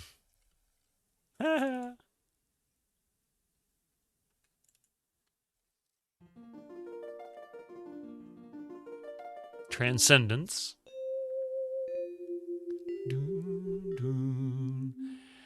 That scene with Cobb being sucked into Bobbin's head only appears in expert mode. Is that true? Okay. Cool. I didn't know that.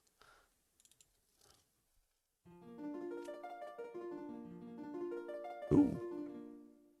Please say that's not Hetchel.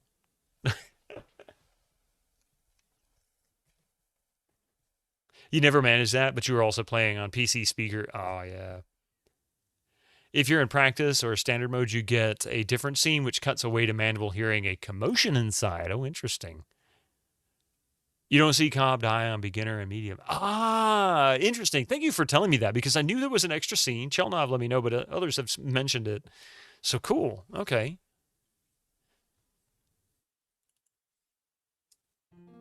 The talkie CD shows you Cobb's death in all difficulty modes, though. And is that the last vision? Yeah, that's the last vision.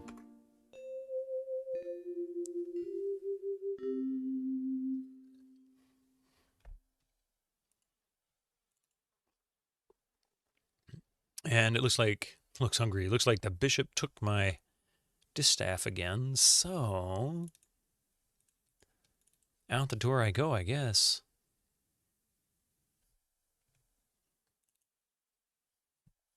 I see Cobb as being lax in his duties. No matter, you're just in time to witness the dawn of a new era. You don't know what you're doing, Mandible. The pattern is worn enough already. If you rip a hole in it now, spare me your weaver mysticism. No more shall the dead envy the living.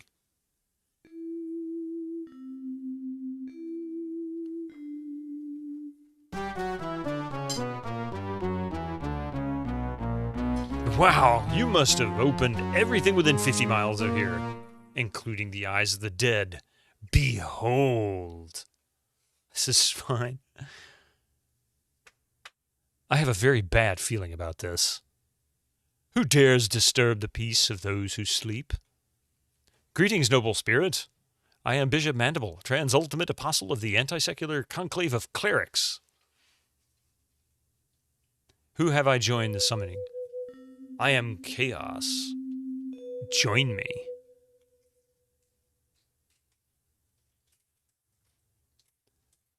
Whoa! Holy cow, that was gruesome. I see it has been too long since my last visit.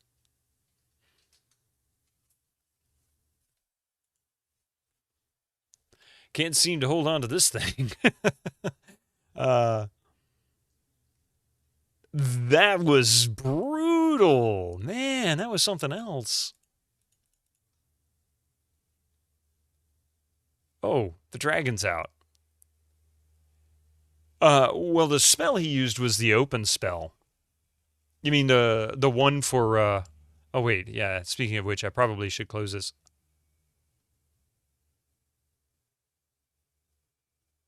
Yipes. Ah! So I'm floating between time and space, huh? Let's see. Again, way more graphic than expected. Way more graphic than I thought it was going to be. I mean, it has been so tame up to this point. The spell Chaos used on the bishop. Oh, no, I didn't. Crap. I didn't hear it. I didn't hear that spell. Son of a gun. And it's too far past for me to back it up. Oh, well, I guess I'll have to just deal with it.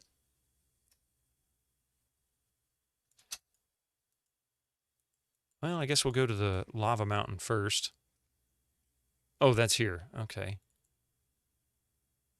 Well, well, look who's here. Rusty? My old pal, Bobbin Threadbare. Rusty, this is awful. Well, how did it happen? Well, Bobbin, old buddy, I think it went something like this. I'm lying here minding my own business when this strange new kid shows up and decides he wants to switch clothes with me. I figure, hey, so what? Have a little fun, right? We can always switch back later. So this kid walks away looking just like me. Fine. Only one problem. The kid forgets to mention that he has a 40-foot dragon out to get him. And what happens when the very same dragon sees me lying here, looking just like you? I don't know what to say. Anyway, I ended up like this. Dead. So I go outside to wait for doomsday like a good little ghost, and what do you suppose happens then?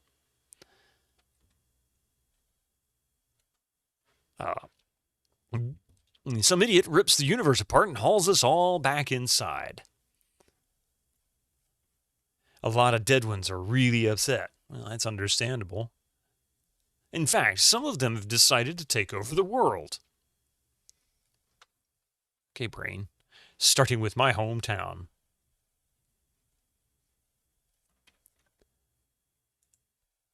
I don't suppose should be ABBA or BCCB. ABB. Oh, so, or, but I can't do a B, I don't think. Yeah. I can do up to A still. So, let's see.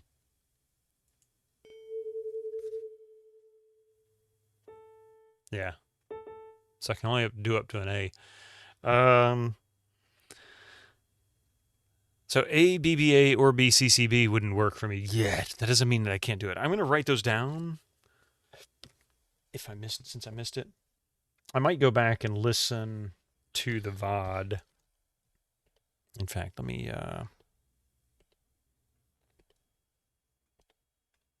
put a little stream marker there. Help me remember.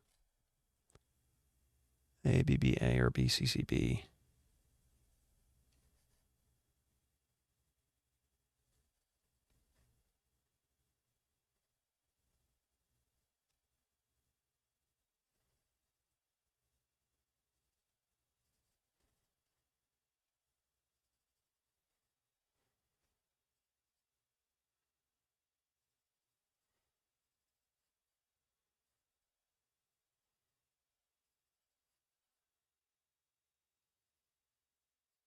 Okay. Let's see. Hey, Timur, how you doing there, by the way? All right, so let's see what we can do here. I don't suppose a simple healing spell will suffice.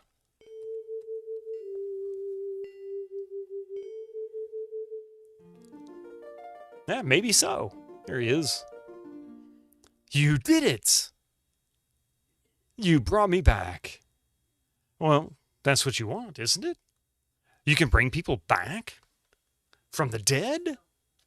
You were hurt. I healed you, that's all. I guess I ought to thank you. Don't. It's all my fault anyway. Can you come with me, Bobbin? I've got to find out what happened to the rest of my guild. Sorry, I have to do the same thing. Good luck, though, and be careful. You too. Good luck, my friend. All right.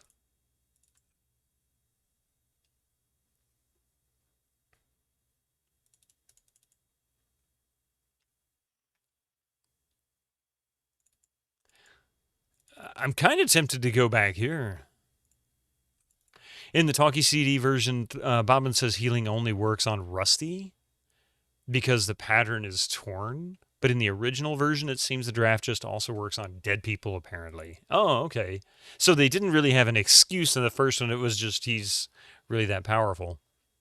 Beast looked hungry. Better stay out of there. Oh, I see. Okay. How about...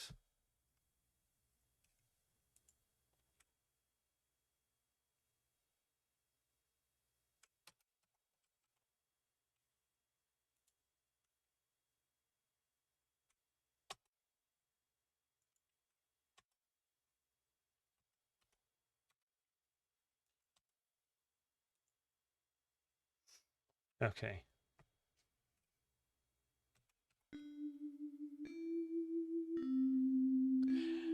More like it's a counterintuitive but perfectly natural use of healing. Ah, okay.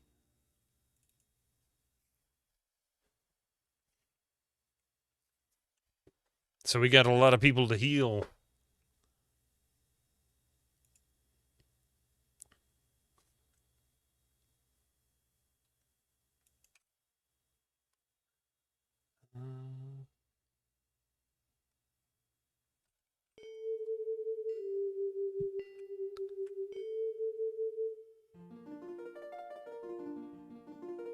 Even the cow, or the sheep, excuse me.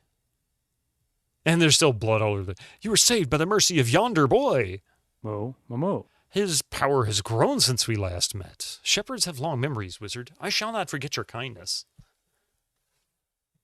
Come, before the dead ones return to reap us again. I'm about to heal them again. So I guess I'll go around doing all the right things, right?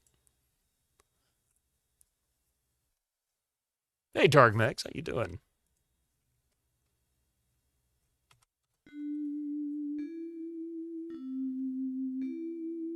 Bro, your house is on fire.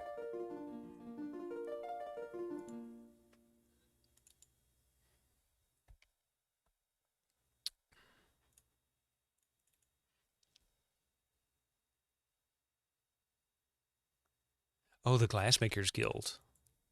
Ah, poor dude. Bitterman, no! Let's see. AGGA. You'd think I'd remember that by now.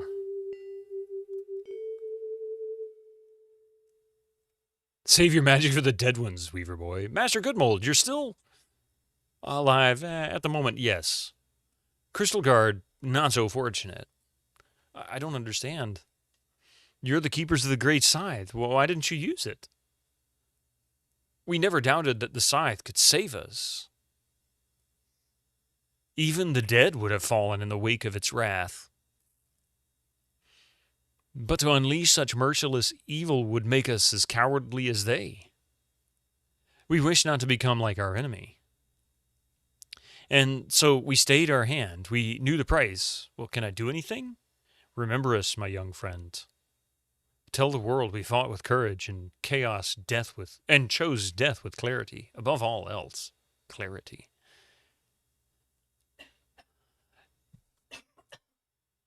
Wow, he just vanished. Just a little catch up? Yeah. So, is this a metaphor for nuclear war and Brian Moriarty game? Gosh, I'm shocked. I guess in a way it is. Great job not saving the world, glassmaker guy. You don't quite get what happened with Cobb. Why is under Bobbin's hood some hungry nothingness? I get the impression the Weavers are kind of like the Grim Reaper in some way. They have some of the qualities of the Grim Reaper. You can't really look them in the face. It's instant death. Or so the whole story goes. I don't really understand why they gave Weavers that particular power unless more of their story is told here that I have yet to hear. Maybe they might actually come into that. I don't know. So Cobb insisted on looking at his face, and he faced death.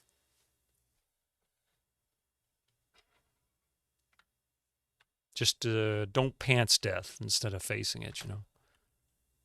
All right, so can I leave? Can I search this area? Can't go this way, exit's blocked.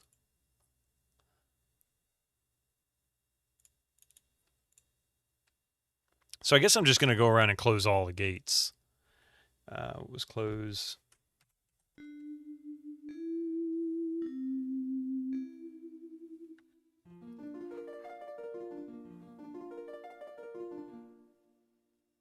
So can I close this one back here? I didn't even think about closing this one. I should have.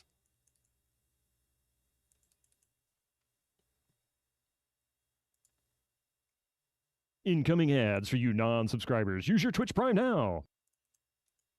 Or did I close this one? I guess I closed that one already. Didn't think I had.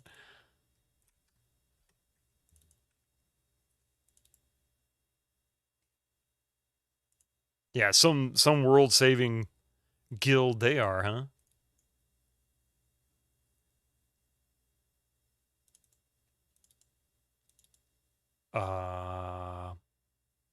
Is this how Loom ends? You just travel the time and space, another plane? The heck is this? We've been expecting you, Bobbin. Welcome. Where am I? What is this place? Outside the pattern. Home of the dead and of those transcended. The shore of wonder. Yes, Bobbin, and you are the first to behold it with your mortal eyes.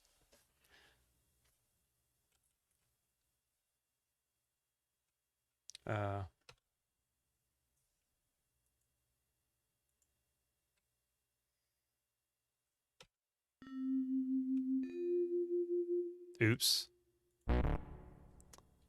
So I can't cast that. What else can we look at here? Just the swans, huh? And not even all the swans, just this one.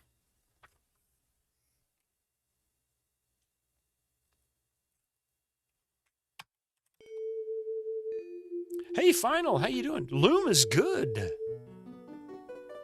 Yeah, I didn't think that was it.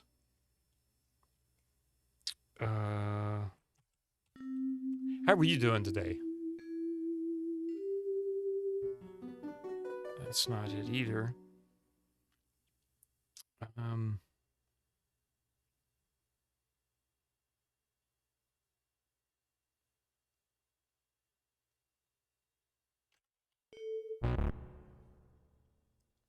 Yeah. I don't know about this one.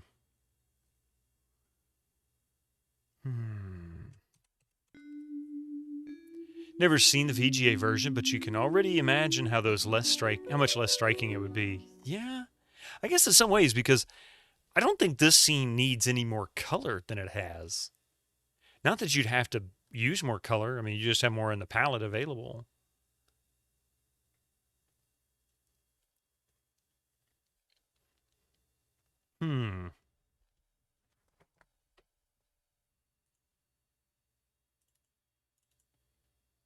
So I'm not sure.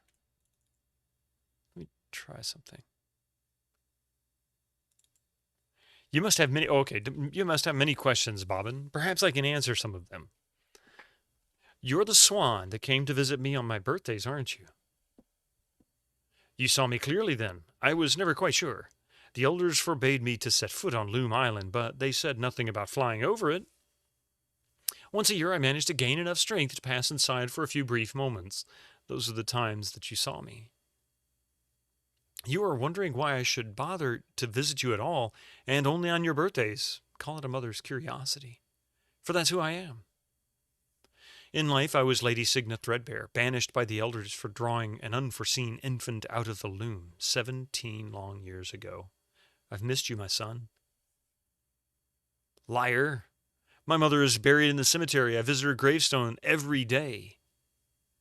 Hetchel's doing, no doubt. She and the elders put that there so you wouldn't ask too many questions. Hetchel vowed to protect you forever. She loves you very much, Bobbin. But I fear her love has driven her to recklessness. What do you mean? Where is she? She has set off for the island and the Loom Sanctuary. The dead ones are right behind her. Their leader knows of Loom's power. If he learns its secrets, the pattern itself will be his to manipulate. Who knows what havoc he might wreak? Hetchel hopes to reach the Loom before him. She intends to destroy it. If chaos doesn't consume her first. No, I have to get back there. You won't get far in that direction. The Loom lies beyond the lake. Besides, a more subtle strategy may improve your chances of success. What strategy? What should I do? The dead ones move between the holes your bishop friends made in the pattern. If you repair those holes, it will make it harder for them to follow you. Already done that. Okay. I'm going to pause it right here because we got ads coming and I don't want to keep going if it's going to run into it. Banishing people, hiding stuff in their basement, dying, and giving you a sword. It's all part of the job description. What is this? Sounds like Link. The backstory with Bobbin being born from the Loom and Signa being banished is told in audio drama. Yeah. All right. I'll be right back. Don't go nowhere. Just a few minutes.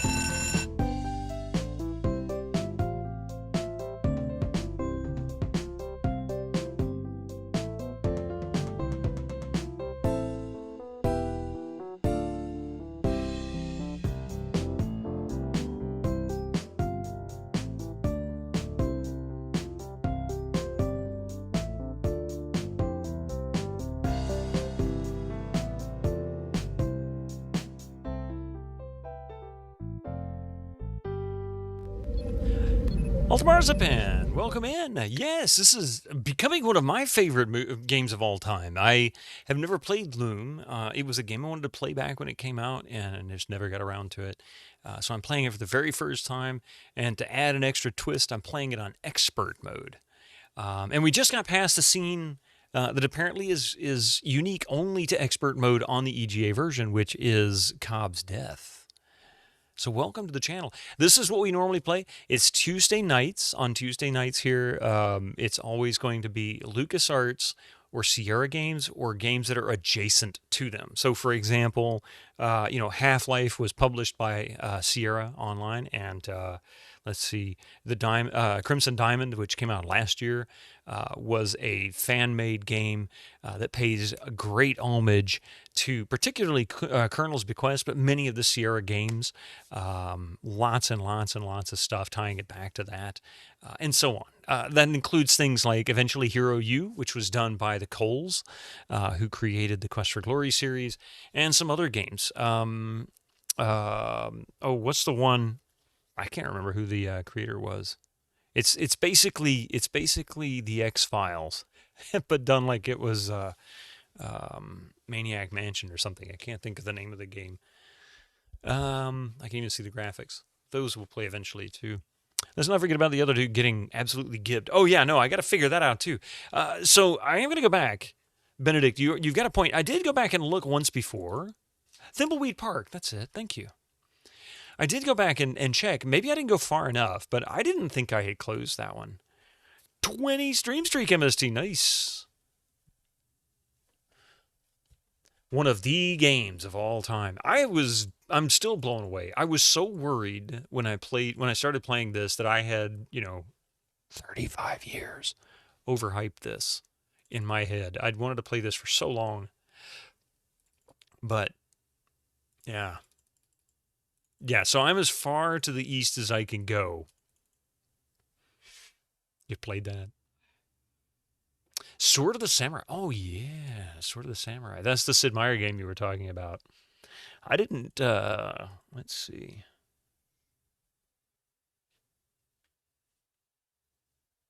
Tanto Wakazashi Katana. For master players. Oof. Oof. All you need to know is the Atari 800 version of Ball Blazer, which was one of the first games published by LucasArts. Oh, I didn't know that. It's funny you say that because I had a 400, which was the baby version of the 800. They look very similar except for the keyboards. Did it all traditional Japanese paintings. Oh, interesting. The only Sid Meier game you played was Pirates. Excellent, my son. Only one hole awaits your attention. Only one? Which one?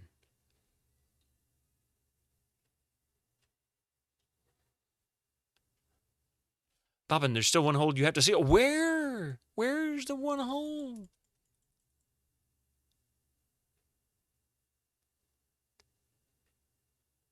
But I went as far as it would go, and he just wouldn't go any further. He stopped and just started sinking. It's strange. We'll try it again, though. It's her crass joke here. Hopefully it's not bugged somehow.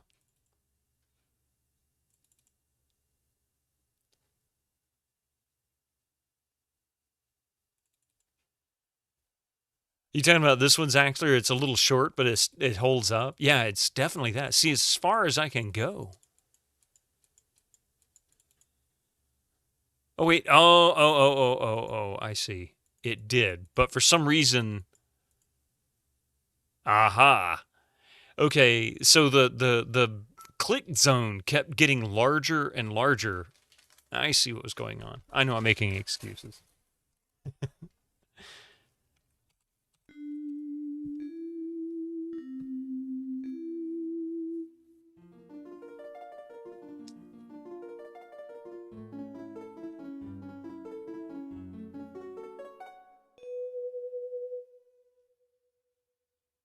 Last hole. Now I can go. Okay, so I've actually got a B now, I think.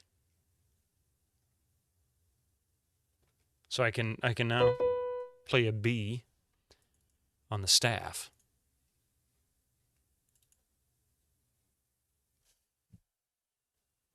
You can also heal the holes instead of casting close them. Oh, okay. So it gives you a couple of options. It's not just one. That's kind of cool.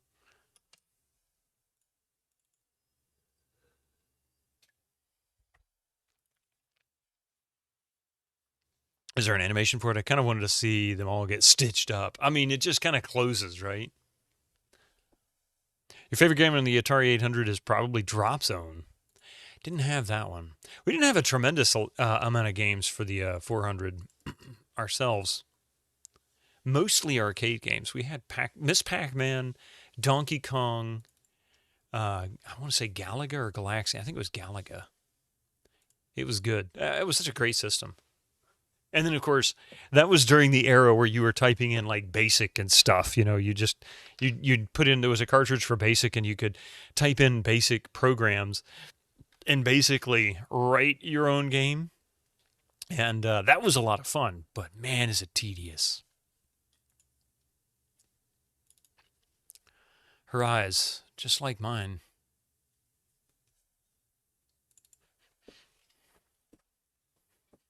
You trained Teppo.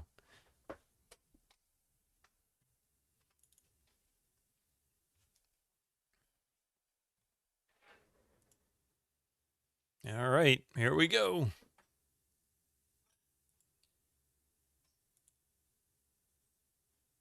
I like how the graveyard is like skewed.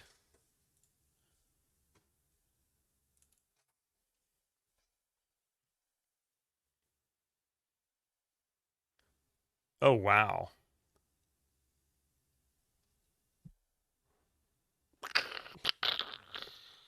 I didn't mute the... No, I didn't mute the MIDI.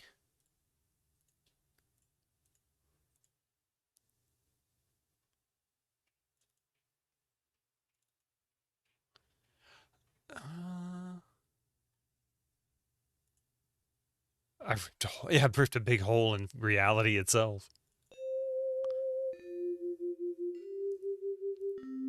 I don't know what the high C key is. Eek, look out! Oh my god, Hetchel is like... Bobbin, get your distaff ready. Mother Hetchel? There's not a moment to lose. You must unmake the loom now, Bobbin, before the dead ones take control. I don't know what draft to spin.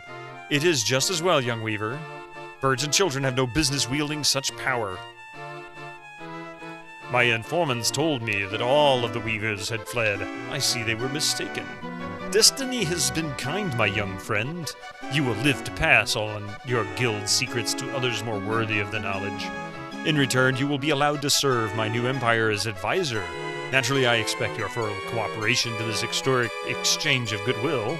Anything less will risk harm to our relationship. Don't listen to him, Bobbin! The threads to unmake the loom are...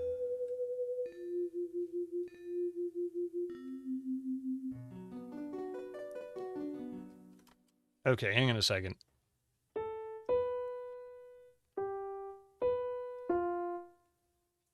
Oh, crap. I'm not sure what it was. It starts off on a B, but I'm not sure where he went.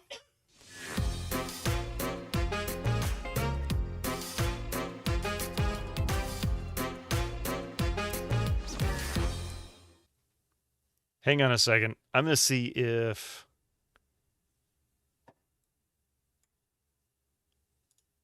Great hat, man. The loom are...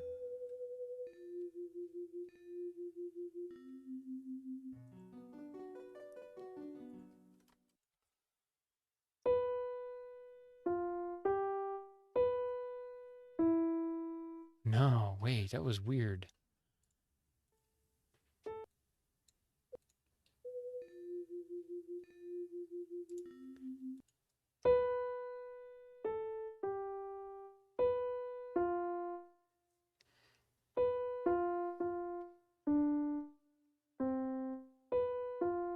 That can't be BFFC. That's probably why it sounds so weird, because B and F is a weird interval. Brain hat, thank you.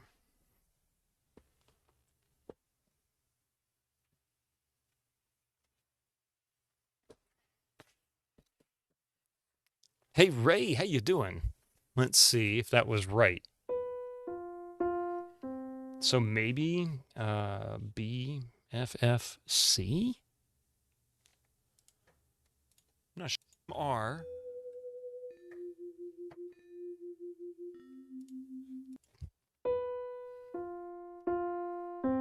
Yeah, that's what it is. BFFC.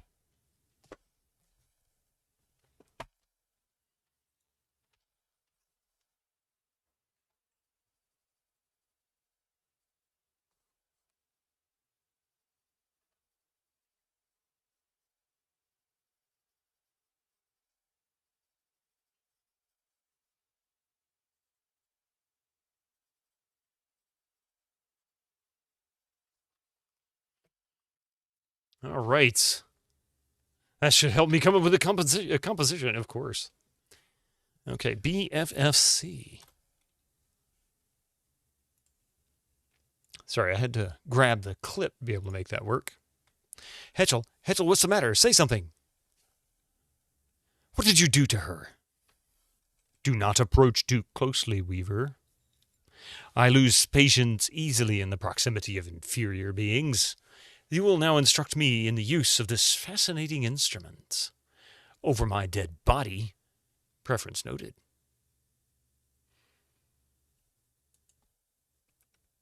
So, BFF.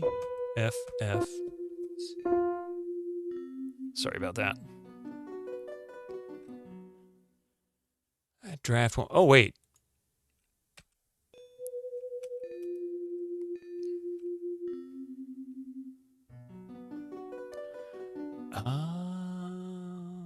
Throw away that stick, young fool. Your weaver magic cannot trouble me.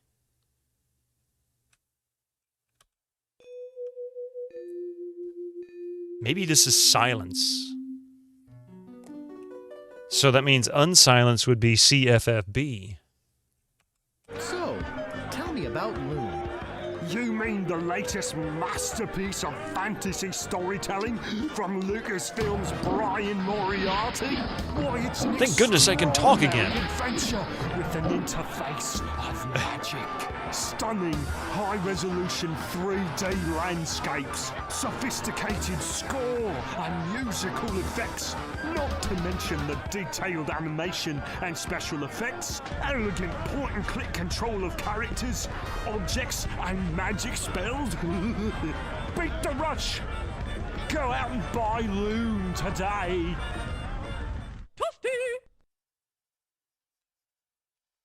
Okay. And this is unsilence.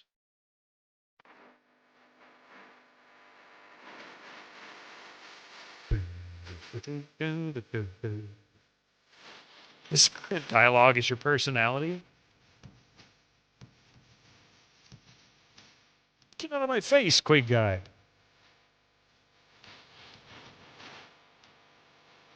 How you doing there, Final? All right.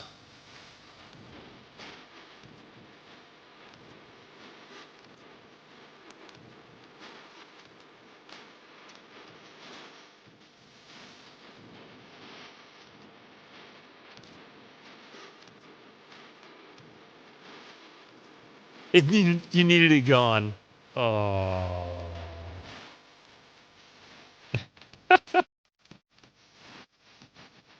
I'm often finding myself thinking, silence, foolish mortals. There's been a few times I wished I could have said that to people. I think that's true for all of us.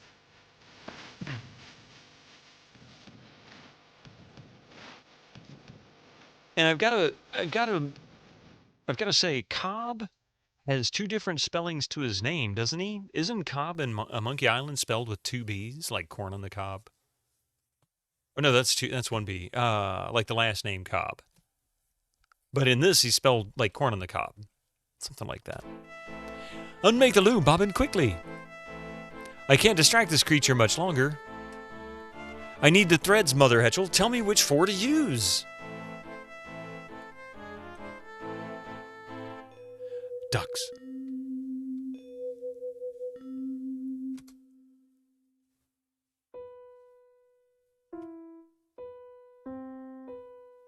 So just BC.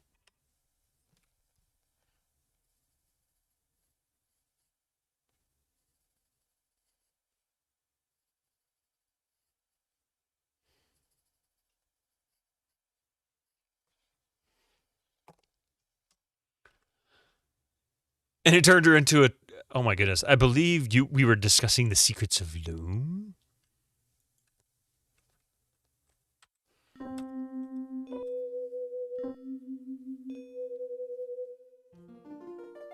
Would you stop turning her into random things?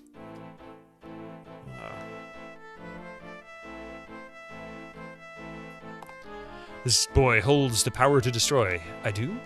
Shh. Close your eyes now, little Bobbin, but keep your ears open.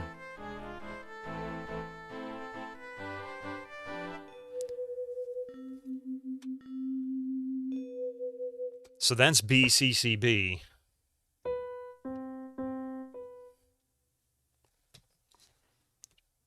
Oh, BCCB. Okay.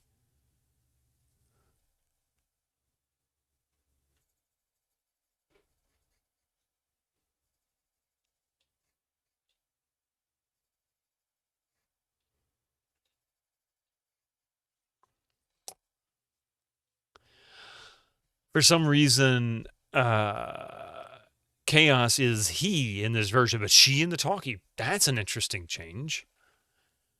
Here descends the third shadow.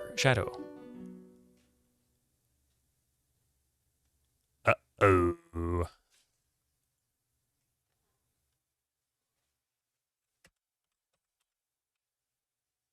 So it is, young Weaver.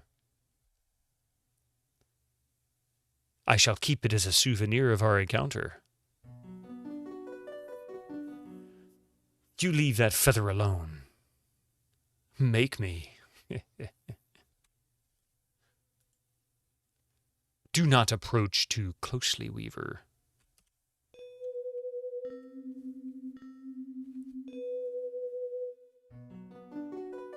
Do you have more feminine face weird that they didn't go with they, them? Huh.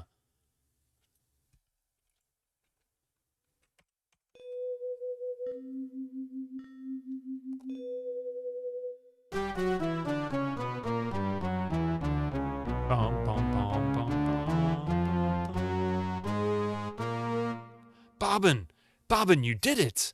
The loom is unmade, beyond evil's reach. Ignorant fools, what have you done? None of us can pass across this rift with your weaver mischief has so blindly something. Your pious meddling has foiled my dream of my eternal empire and bound together under one rule. Mine! The dead one is correct, my son. Your final draft tore the pattern in half. This is a sad fate indeed for the innocents trapped on the other side. However, it is also a chance for we on this side to begin a second pattern.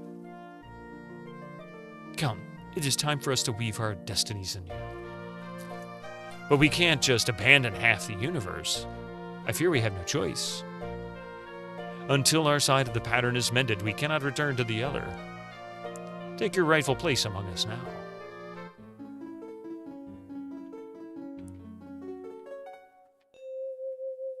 So now we have the high C, but I don't know what key that is.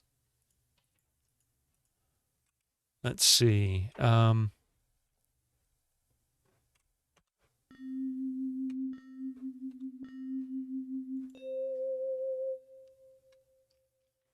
know what the note is, but I don't know what the C is on the keyboard because there's only one C.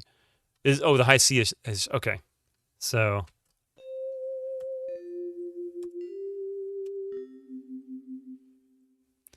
no use, Bobbin. That side of the pattern is beyond the reach of our threads now. Leaving so soon, Weaver boy.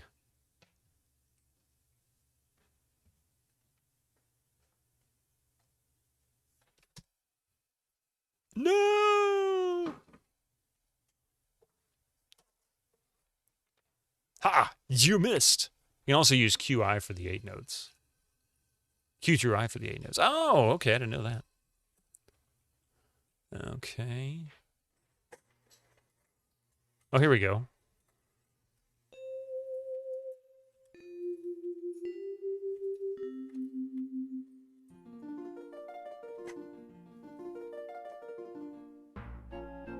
Fly away while you can, Weaver boy. One day we will meet again. Bobbin, it's time.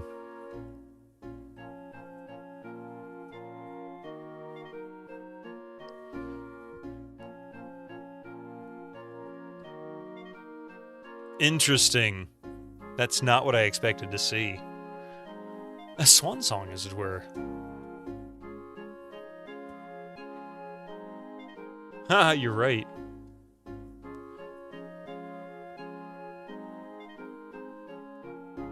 Space, the final frontier. Swan, my final form. Mystic.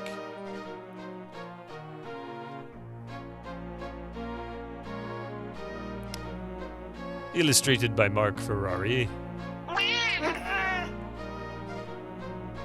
Characters designed and animated by Gary Winnick and Steve Purcell. Yeah, he is. Fantastic work. Mystic, this is not your stick. Leave my pencil alone. Visual effect animation by Ken Macklin, Gary Winnick, Steve Purcell, and Mark Ferrari. Music of Tchaikovsky, transcribed by George Alastor Sanger, also known as the Fat Man. You know where you've been tangoed. The guy who did this music.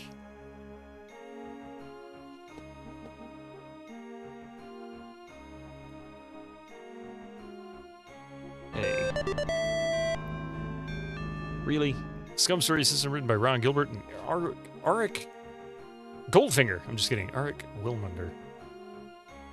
IBA-PC edition by Arik Wilmunder.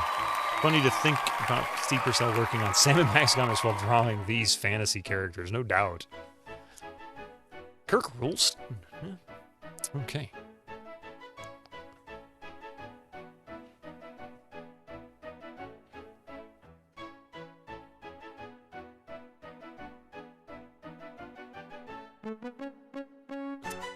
Alright, that was actually quite cool. I'm going to take this page with all the Loom drafts that I have drawn. I know that it can be randomized or is randomized, but I'm going to take this and add it to my notebook over here. Want a hint? That's right, Hey, Reg. son of a bitch! Special thanks to George Lucas.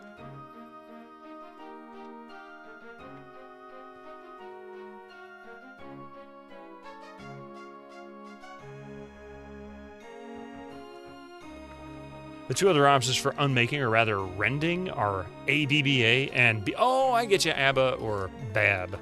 Yeah, in this case, it was BCCB.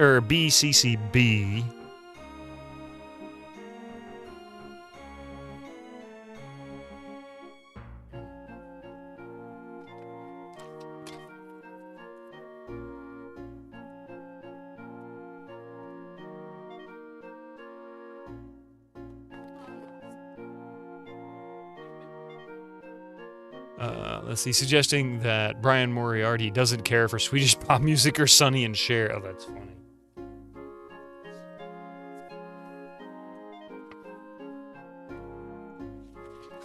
So I'm wondering if the music is going to loop.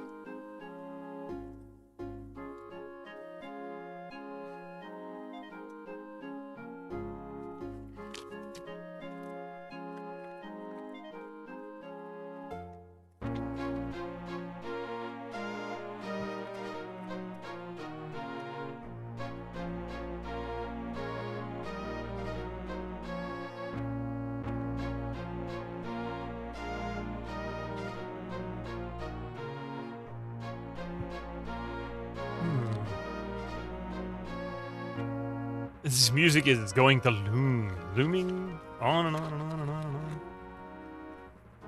Okay. Maybe it was in this notebook.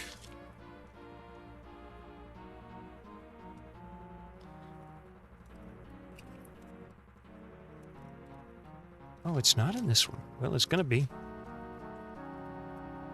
I know I had. I heard the sequel to Loom was called Doom. Doom, you say?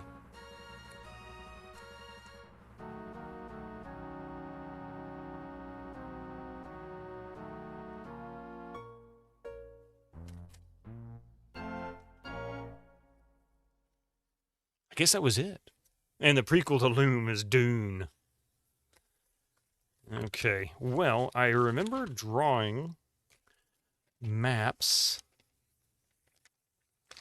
Oh, here we go. This is for Quest for Glory 4. Hang on a moment. Save myself a little effort. There it is. Okay.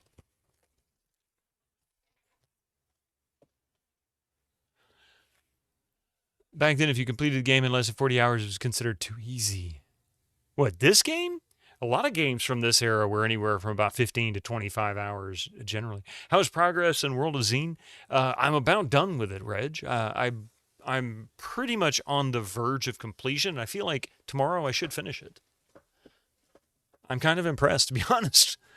The ending of this story ended on quite a dark note. It really did, chill out, because the world is undone, and now people in the living area are suffering, and the Weavers are just floating around in space. You finished this single stream, having never played it before, but you played it on easy. I made a lot of good progress. I mean, to be fair, I didn't feel like the expert mode was difficult, but I have enough of a background in music that that's not a challenge. I mean...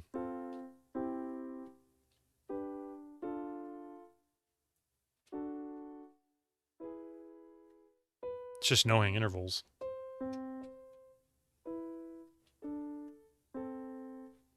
Weird stuff. Anyway, we'll close that. Okay. And goodbye, Loom. That was a good game. I mean, I am really, really happy that was exciting, actually. That was really exciting. And something I want to do now is, hang on a second, where'd it go? Is get this off of my wish list. It's been on my wish list for years. And I finally get to take it away. You also cheat by having a keyboard. I mean... Is that cheating, per se? I would have expected... I mean, you got to understand, Benedict, most people don't have perfect pitch. And on top of that, most people who claim to have perfect pitch actually just have really good relative pitch. And the way that works is that you need a reference. And so, for example... If I know what one note is, I can usually work out what the other one is pretty easily. I might miss once or twice on some, but usually you just know by the interval. Kind of like when I was noting the difference between the B and the F, just because that interval always sounds strange to me. It just sounds really strange. It doesn't sound right at all. Even though it's a legitimate fourth, it's like a minor fourth or something. But it doesn't even sound like a normal minor for some reason. It's just got a weird tone. So I don't consider that cheating. That's just using your tools. You could have used your tool. Sound blasters, some of the sound blasters came with keyboards. So I mean, not physical keyboards, but you had like the software, the sound, the MIDI. I think they started with AW. I know the Live has one. So I wouldn't call that cheating. I don't think you'd have played this on Expert just by listening. Just try to follow along with the colors the notes gave, but if you miss it, you miss it. Yeah. And it's not that I couldn't, I mean, I could have done it without the keyboard and just went click, click, click on the staff. I would have picked it out just the same. Love a sequel though, especially if it looked like the Kirby's Epic Yarn. But I played, okay, so I'm going to play King's Quest IV. When I played, this was the first Sierra game I ever played. And it's not a terribly long game, 12 to 16 hours. I streamed it about 2 years ago, if that.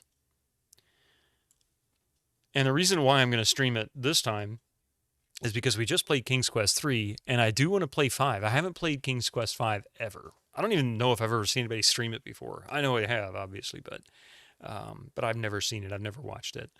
So this will be a new one for me when we get to it. One thing you'll mention on the subject of game lengths is that most games of the 3rd and 4th gens are short games.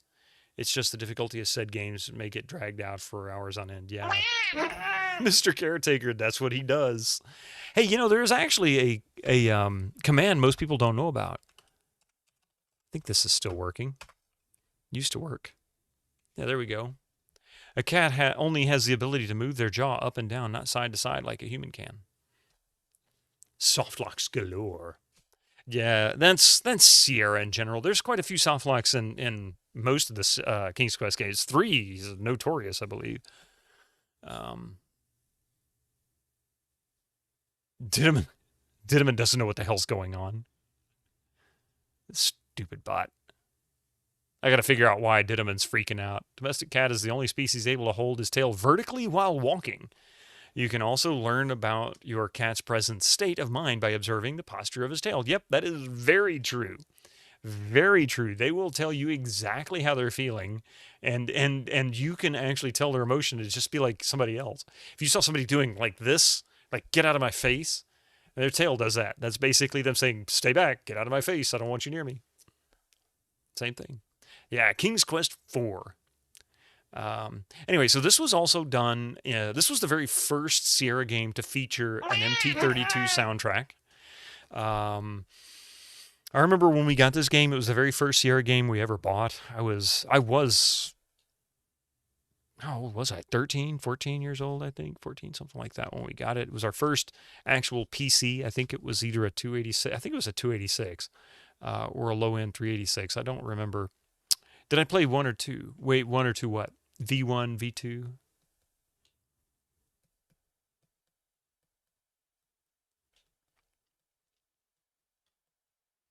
Sierra issued King's Quest 4 about a year or so after the game came out with all the... Oh, no, this will be the EGA version, not the VGA version. Gotcha, yeah. I prefer the text parser versions. Oh, you're off, Benedict. No problem, man. 1:40 a.m. I get it. I get it. I would have been in bed long ago. Oh, wait a minute. Wait. No, King's Quest 4 didn't get a remaster by them. I was unaware they re-released it with updated graphics. I don't remember that. That doesn't mean it happened. I just don't ever remember hearing about it. Hang on a minute. I'm curious now.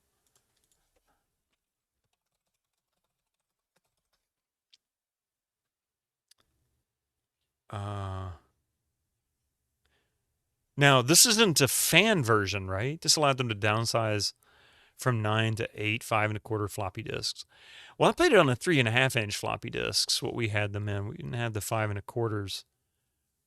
But they redrew all the art so that instead of separate nighttime backgrounds, they could just use night sky overlays on the daytime scenes. I have never heard this ATM. That is unusual. Hang on a minute.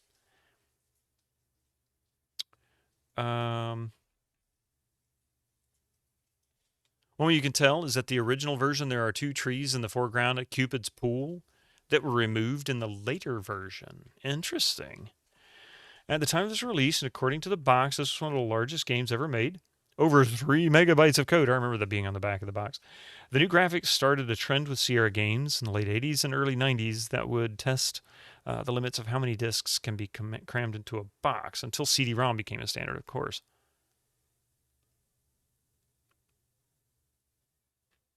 Huh. Well, I guess when we get to Cupid's Pond, we'll take a look at it and see, because honestly, I had never heard this before. This is very interesting. Let's see, here's releases. So there's the 1990 Amiga release. There's the 94 re-release, Apple II, 2GS, ST-DOS. There's the...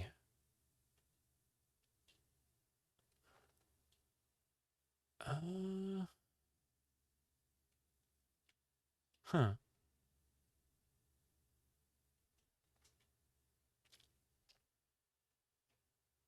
Yeah, very strange. You never got around to reproducing, but there's at least one version. Also has an interesting bug near the end. Huh. Well, I don't know. Well, let's just check this one out. This is a great game. Oh, I'm going to need my manual, aren't I? Hang on a minute. Let me get to my Sierra help page.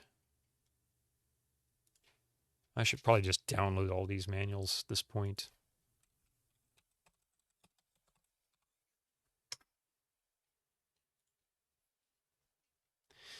There it is, Sierra manuals.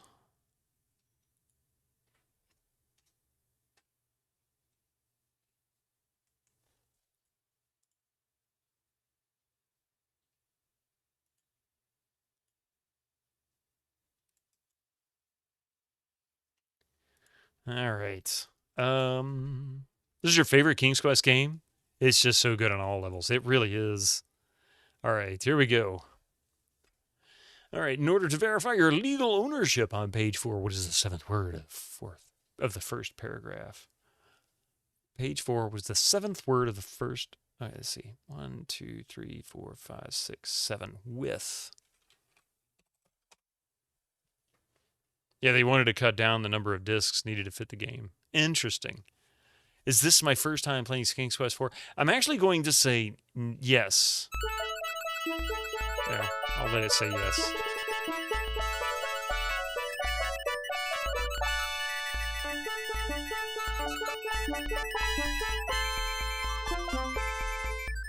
Gregor, 9!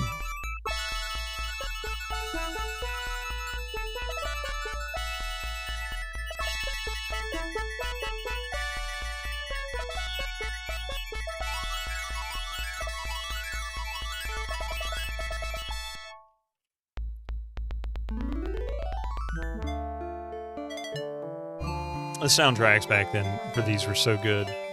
But the only notes I have for this, by the way, are simply the map of the outlying area and the island at the end.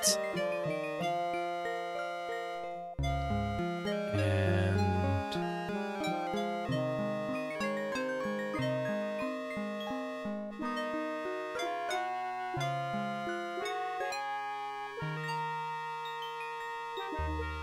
Hey, Glove, welcome in. You likely don't remember, but you found a home for this game with a Twitch streamer who grew up playing and loving it. His copy wasn't in great shape. Oh, that is awesome! That is awesome. That is very awesome. I'm glad you got somebody to take care of it. With the return, oops. He flings the battered hat towards his children, while his wife, Queen Valenice, proudly looks on. That is awesome to hear, Glove.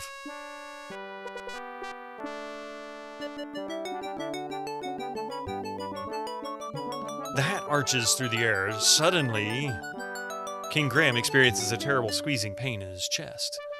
No, King Graham, no! Help me, he rasps. The adventurer's hat lies, unclaimed upon the floor, forgotten.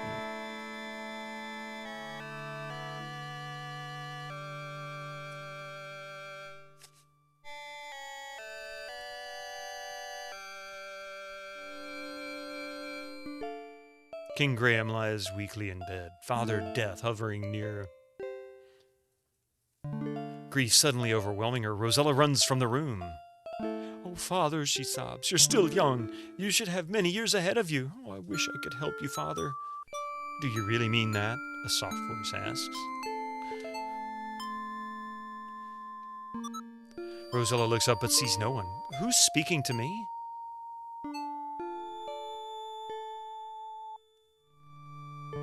I am, the voice says. Look in the magic mirror.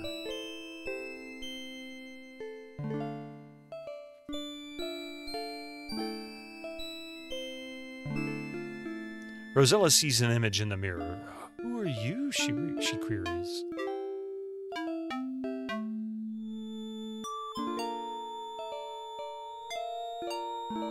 He ate the spinach dip.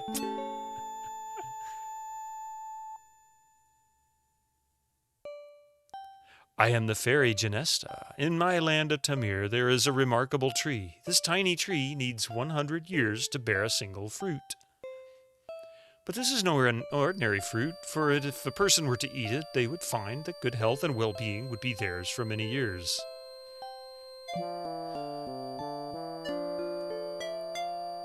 Rosella is much heartened by this news. Where is this land of Tamir? Janesta smiles. Tamir is very far away, but with my magic, I can bring you here.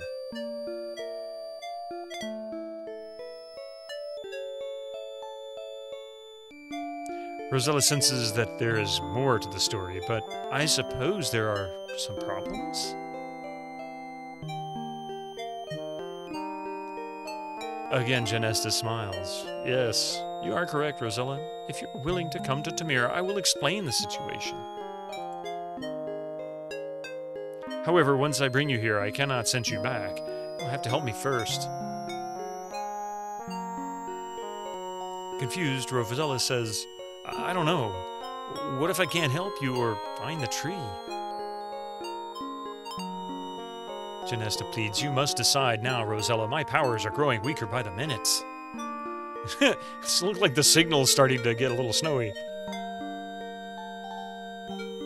Now the fairy is but a faint glimmer and her voice barely audible. If you care for your father, she says, say yes now. And suddenly she is gone. Yes!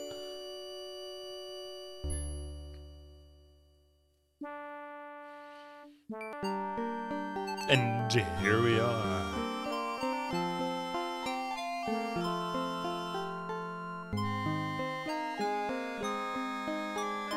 The lovely fairy speaks. I am the fairy Janesta. Welcome to Tamir.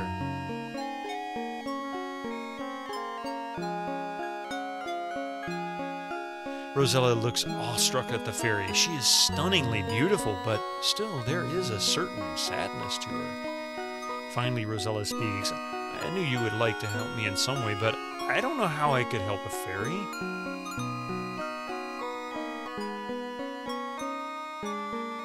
Janesta looks sadder than ever. You're wrong, Rosella. You see, I'm losing my magical powers. Yesterday, as I was strolling through the woods, Lolat, the evil fairy, caught me unawares. The fairy sighs. She yanked it from my neck and raced away, screeching with laughter. Immediately, I felt my powers diminishing and my body weakening. I will die in 24 hours if my talisman is not returned. Oh.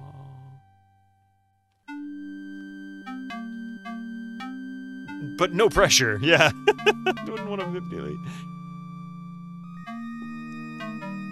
Intently, Janesta looks at Rosella. Lolat is very evil and will use the talisman to bring more evil to Tamir. No, I fear it will contaminate my whole country. Further, I cannot send you home without my talisman.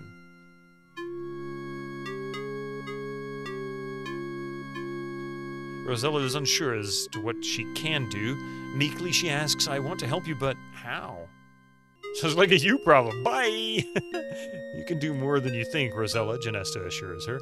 I believe you will be able to penetrate Lolat's domain.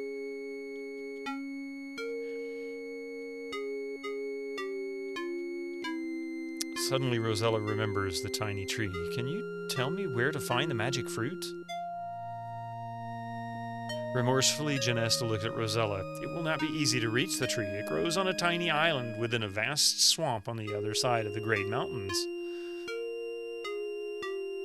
Bravely fighting back tears, Rosella says, I will help you in any way I can, Janesta. How can I find Lolat?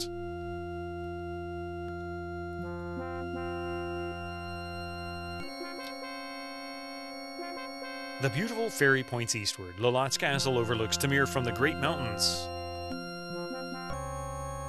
On a tiny island, it bears a tiny tree with a tiny fruit.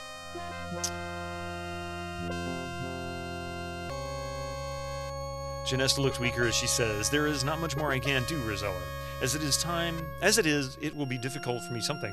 One thing I must do for you, though, I shall disguise you as a peasant girl so as to not attract attention. I need to bring her a tiny shrubbery.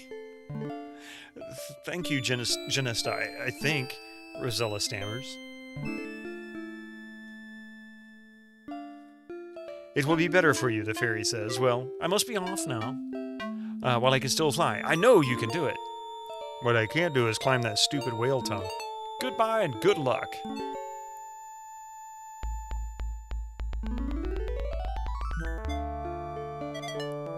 All right. So.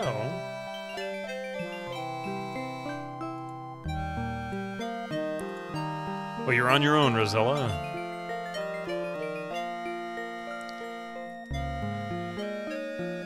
Looks like you're playing the later version with the simplified graphics. Am I?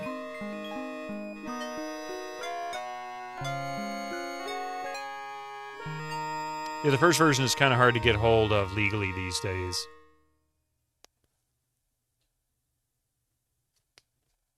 Yeah, I actually got this from the King's Quest collection that was on Steam. But you know, now that you say that,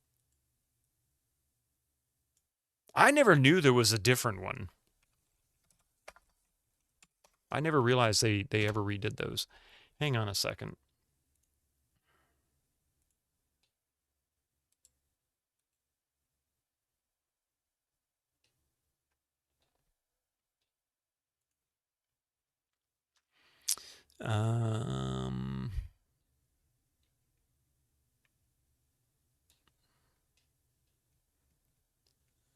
Let's see, there it is.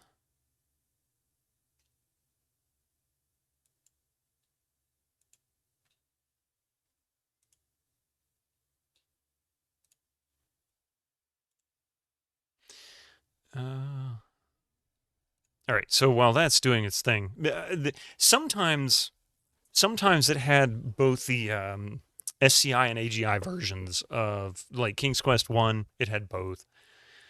And let's see, Space Quest, was it 1? I think got remade. I can't remember. One of those got remade. It included both of those. I'm curious to see if maybe there is a second copy of King's Quest 4 included in there. What I'm going to do real quick is I want to go to the pond and confirm. I think I can just walk through it. I can't remember if she swims. No. There was an AGI version of this for the Apple II series and low-end PCs. Ah. Wait, there's Pegasus. You see a beautiful wild unicorn in the meadow. Its coat is dapple gray, and its wonderful horn shines like gold. The unicorn shies at your approach and trots away. Of course it does. Okay.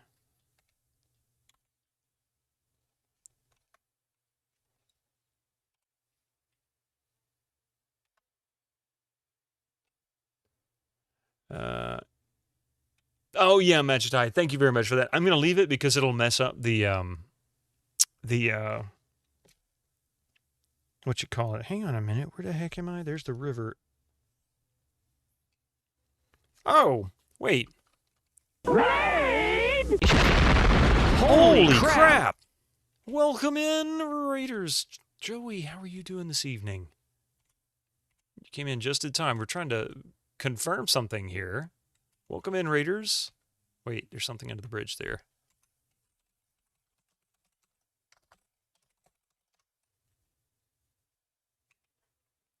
A golden ball.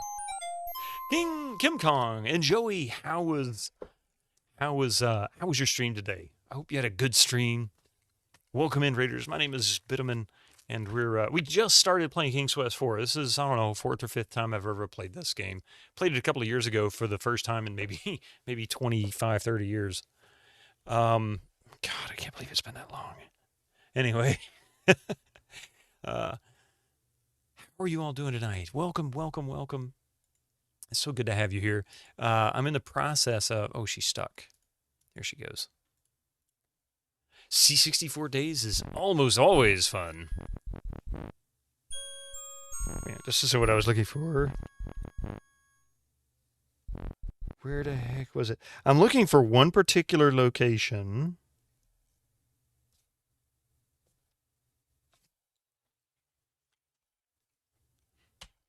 C64 day is almost... Oops. I scared... Oh, that's right. The frog thing. I'm going to come back to this later.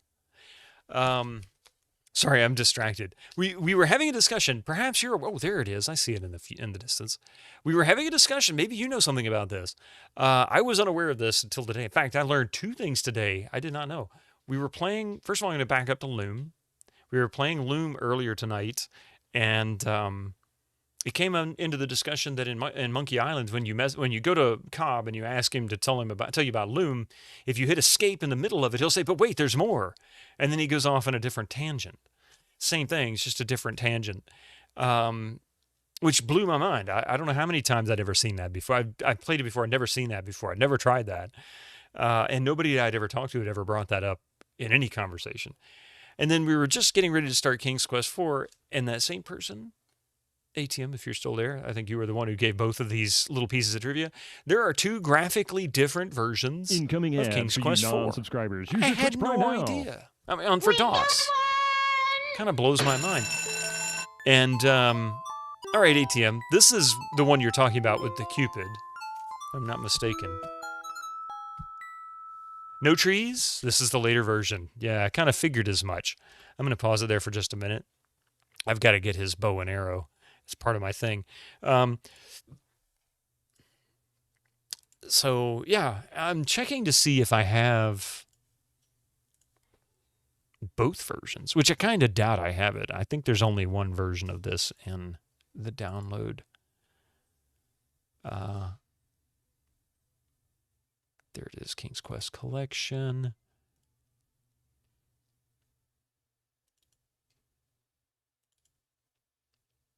Interesting. It's very funny because this has 2 installs when you download this from Steam. There's 2 SCI versions with different graphics plus the AGI downgrade. All I know is we bought ours from a department store, and we played it on an old, well, it was new at the time. It was either a 286 or like a low-end 386. I don't really, we're talking like 87 when we got the computer, and this came out like 87 or 88 shortly after we bought it. There are 2 installs. There is, let's see, there's that one. How big is this? Let's see if they're exactly the same size. 8, 114, 390. Hey, an off day. How you doing? Sorry for the weirdness here. I'm just trying to figure this out. Oh, they are different.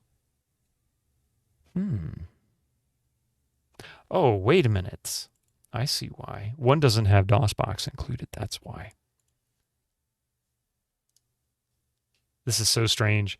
Sorry, I know this is kind of weird, Raiders. I really appreciate it. Joey, I hope you had a wonderful stream, and I hope everybody who came in with the raid with Joey's stream, thank you so much for that. I hope you guys had a fantastic time with Joey, as always. She's always very sweet. Let's see. Let's see if this is it.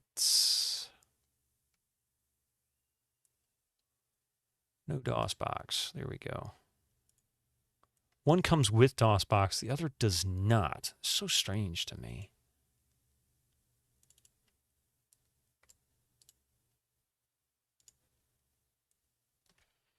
All right. Yeah. There are 2 different installs. Let's see, 18. Now I'm very curious. I don't know which one I have.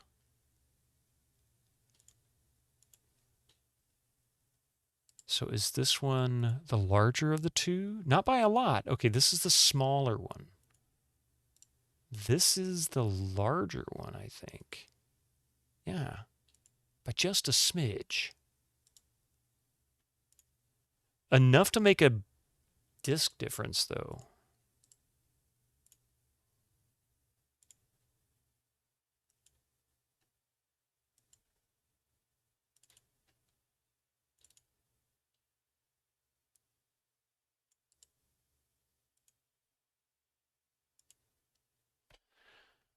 Hang on.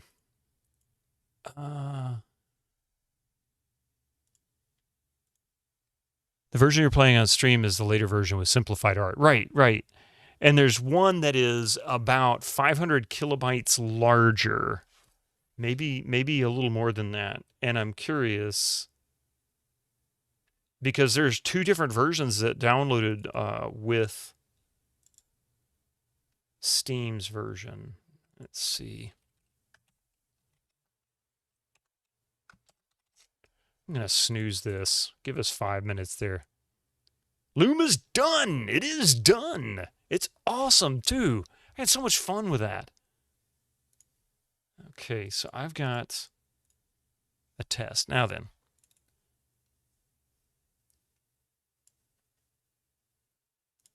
Let's see what it does.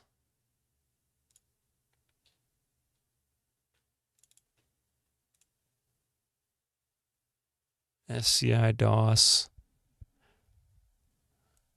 Incoming ads for you non-subscribers. Use your Twitch Prime now.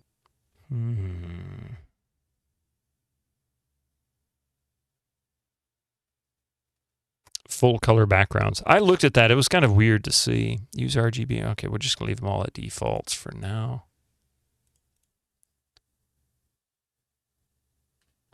Both are showing exactly the same. This is the one I just added.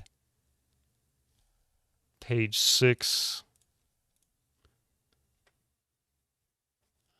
Third word in the first paragraph. Married.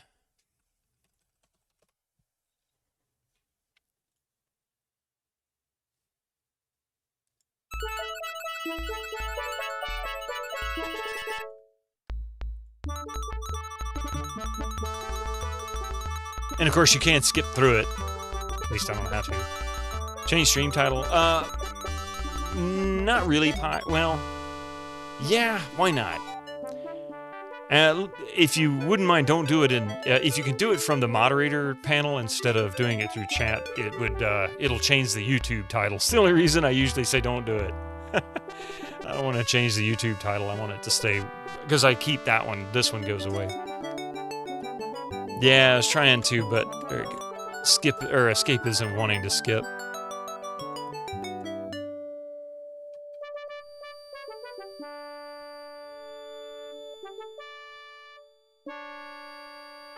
Yeah, I figured as much, but I can't skip it for some reason. Oh, wait, there we go. Enter worked. Okay, so let's head back.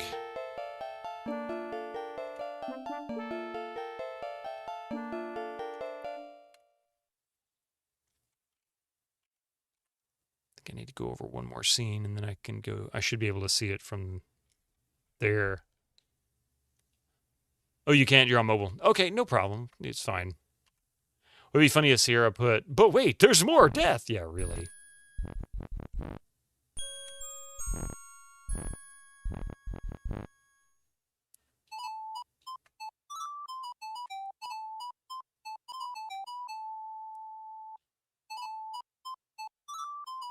Yeah, I've got something to test. Okay, so it's the same version, isn't it? It's probably some other... I don't know. I don't know why one's a little bit bigger than the other. Yep. And what's really weird is there are two folders.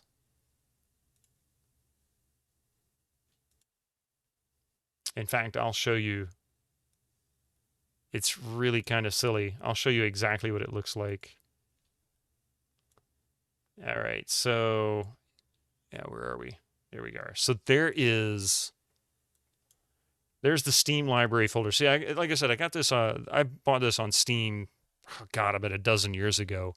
So you have King's Quest 4 here. No DOS box folder. This one's the smaller of the two, if I remember right. Should be 2.17 megabytes. Yeah. So if you click back into here, you've got a separate DOS box here, obviously. But if you go into this folder, there's all the King's Quests again, including King's Quest 4 with DOS box in here. This is basically the GOG version. This is what GOG would look like. Webcache is not a file that exists on the other folder, nor is DOSBox. So it's just these 18 files right here. Excuse me, there's 21 files here. Why are there 21 files here when there's not? I was thinking both were 18. Hang on. What's different?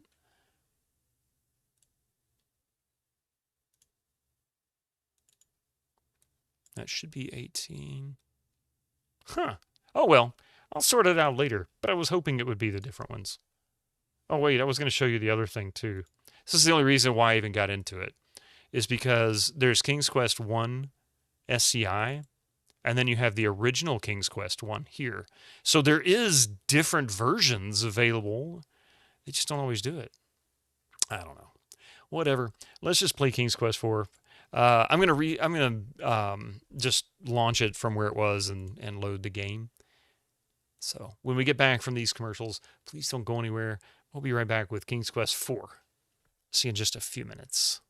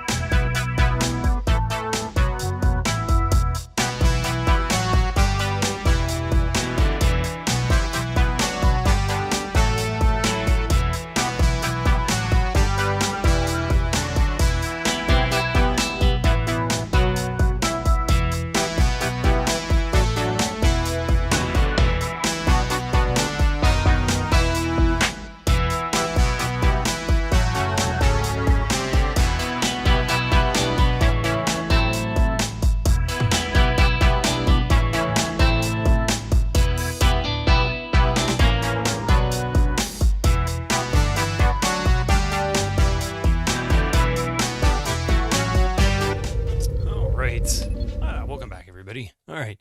Yeah, so the backgrounds.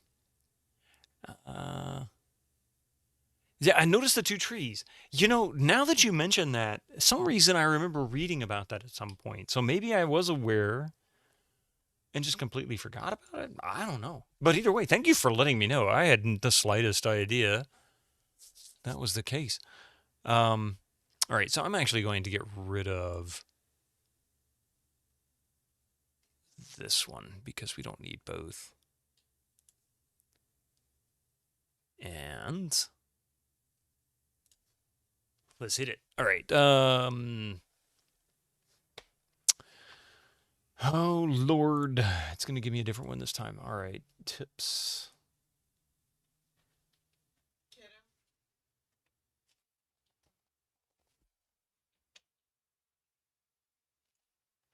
She's in there, I think. Tips for the new adventure. Let's see. Where the heck is it?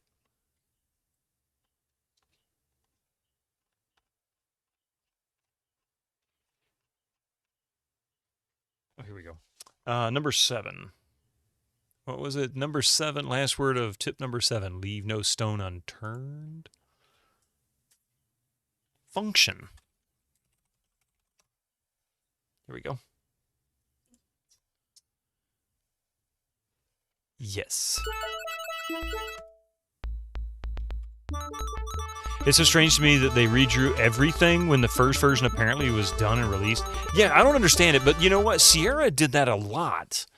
And LucasArts did it as well. I mean, there's at least 3 different versions of Monkey Island and at least 2 different versions of Loom, maybe more.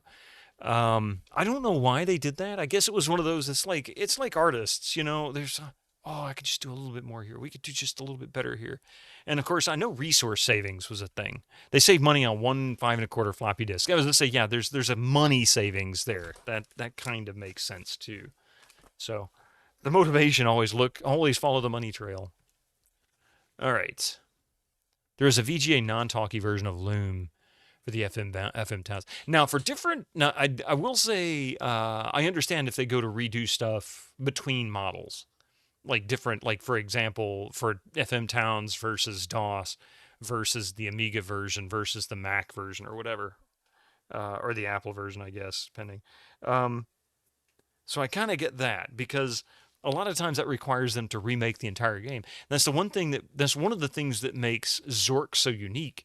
Was instead of rewriting the game for every platform, they actually had an emulator. And so whenever you played it on DOS, you were playing the original mainframe version they wrote at MIT, and it was using an emulator to be able to play the game. More of a port. In most cases, it's more of a port. But I know a lot of times they end up having to rewrite stuff completely. They just aren't compatible back then. But I don't know. Either way, that's weird. All right, let's see. Let's get started.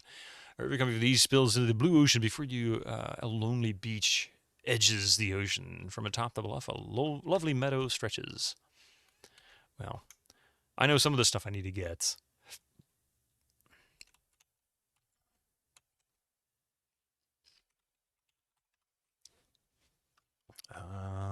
Pretty green meadow dotted with branches. Thank you, ATM. Thank you for your lore. Thank you for your tips. I'm really blown away by that. I learned 2 very valuable trivia pieces today. Things I had no clue about. Thank you for being here, and thank you for giving us that knowledge, keeping it alive. You know. Now then, it's time to play Stair Quest. Bye, and thank you again.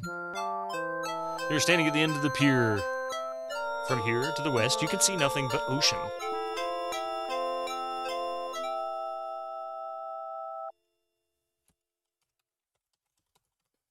You say a few words to the old fisherman, however, he must have other things on his mind, as he seems to ignore you. I forget what to do with him. No interest in the barrel.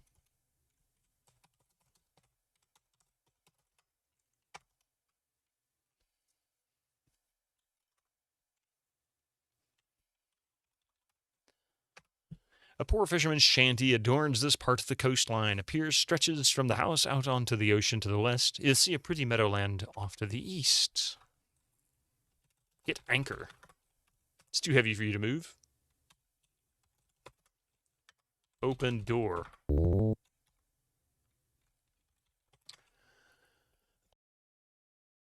The inside of the fisherman's shack looks almost as shabby as the outside. You see a tired-looking woman knitting at the table.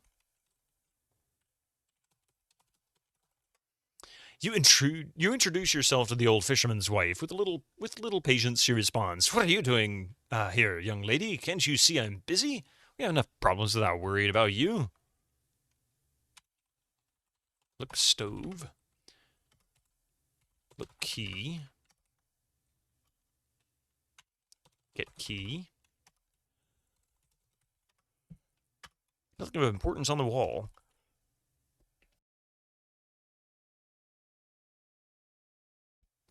Pardon me. Hey, did I just get...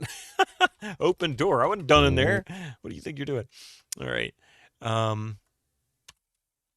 Open drawer. I need to get something for her, and then they'll be nice to me. What happened to the fisherman? He wanders. He's probably back out on the pier again. Red alarm! Red alarm! Hey, Mr. Incognito. See, there he is. NPCs, Andre, NPCs in Sierra games from this era typically were kind of on their own script. They didn't necessarily, unless they had something to do with the story, they just wandered back and forth. Sparkling white sand, or just hung out in one location, sometimes just randomly. Sparkling white sand beach, edges of vast blue ocean, turning blah, blah, blah, look tree. See very few trees. There's one right next to me. Very few trees, my ass.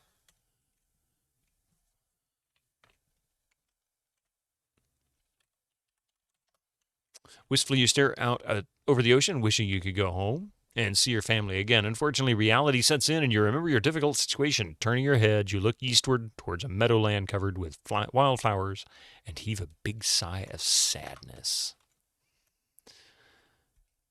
I felt like there was something I picked up from the shoreline, but we're right back where we started, so I might be thinking of a different game. Probably one of the other King's Quests. Okay.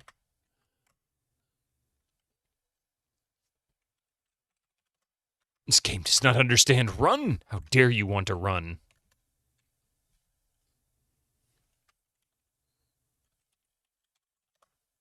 You hear birds chirping from the many trees.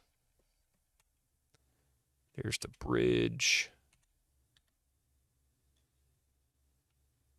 That lovely 3D getting in the way. Look under a bridge. Forget who wanted the gold ball. Aha, you have found a small golden ball. You pick it up and carry it with you.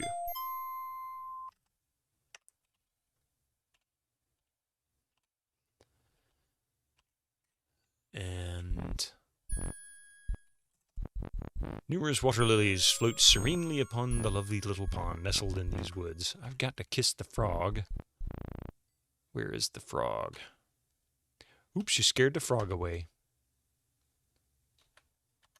Where was he? Look, frog.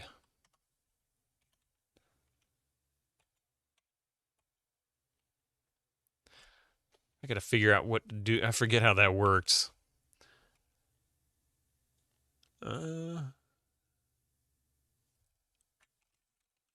Look, bird. Not bride. Bird. See small birds here and there. There's a bird up there. There's a bird up there. The details were really, really cool. Simplest Island. Oh, my God. Oh, my God. Yeah, the Cupid's not there this time. Let's see if we can get it to come back. There he goes. There he is. He'll go bathing in a moment. He's one of those random NPCs. He has one task. Uh-oh, you startled the Cupid. Get bow.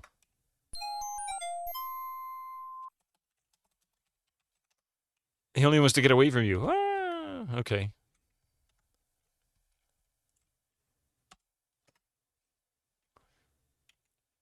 Let's see.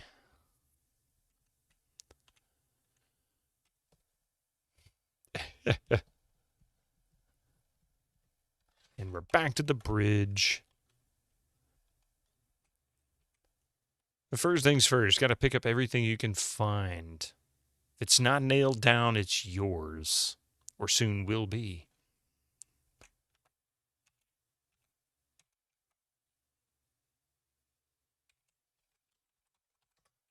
You have come upon a cute little house built right into a huge tree.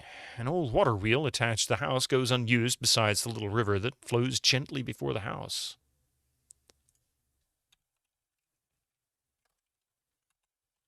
Open door.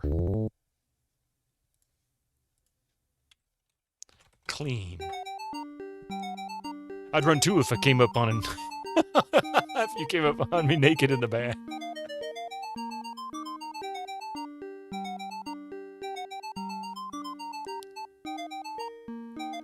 I don't know why I remembered this. I just thought this was funny. She goes into maid mode, just randomly walks into somebody's house and says, "Hey, this place is filthy. I'm going to clean it up." And she does it with a flourish. It's like watching a Mickey Mouse cartoon.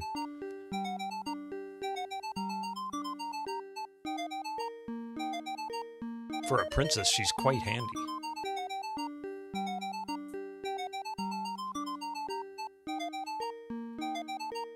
Of course, you had to do cleaning in King's Quest 3. You have to resist the urge to do that, but Rosella does it anyways. Yeah, really. You hear the dwarves approaching. You watch quietly as the dwarves file in one by one, get a bowl of soup, and take a seat at the table. You always clean up before I rob people's houses. She is a wine princess, true.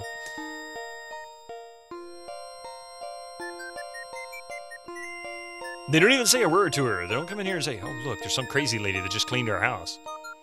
They trust that their food is not, like, you know, tainted or anything.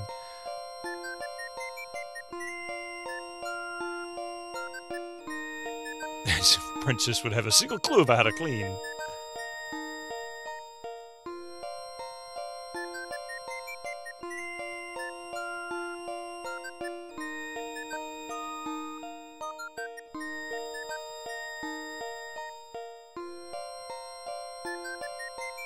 This is why games like this take forever, or can take forever. You have to go through the animations.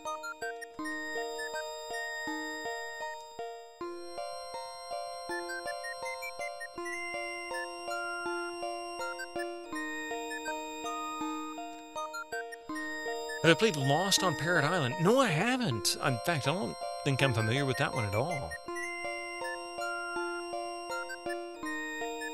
The dwarf must really be hungry. He's getting 2 bowls of soup. No, he's going to give us one. Why, you... see, the 7 dwarfs seem very pleased that you tidied their messy home. One politely asks you your name. You tell him, and he cordially invites you to sit down with him and eat the bowl of soup he got for you. Why would you not want to go through the animations? Look at the graphics, right? Next up, Rosella goes to the house of 93 dwarves. You seat yourself at the table and begin to eat the surprisingly delicious soup. If you poison the food, you have to clean up the inevitable soiling, so if she cleans, she's certainly not poisoning them. She is a bit of a neat freak, apparently. It's an Amiga game. Oh, okay. Lost on Parrot Island.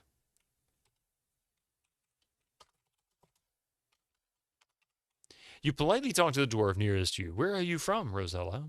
He asks. You tell him Daventry. Dwarf thinks for a moment. Never heard of it.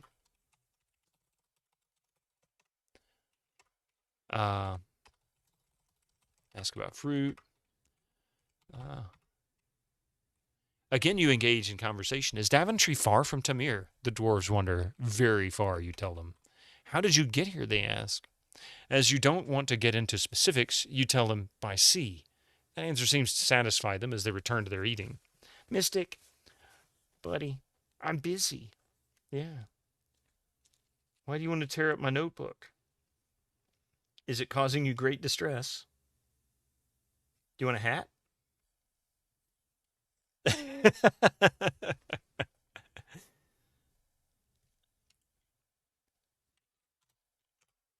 You speak to the nearest dwarf again. He wonders why you are here in Tamir. You explain that you are in the service of Genesta, the good fairy, who wishes to regain her magic talisman from the clutches of Lalat, the bad fairy. Well, young lady, the dwarf states, I don't envy you. You're much braver than I am dealing with that evil fairy. You attempt conversation another time, but the dwarves tell you they must hurry and finish their soup as they need to get back to work before dark. Aww. Can't believe Macaw45 managed to find himself a physical copy of it. Really? Wow.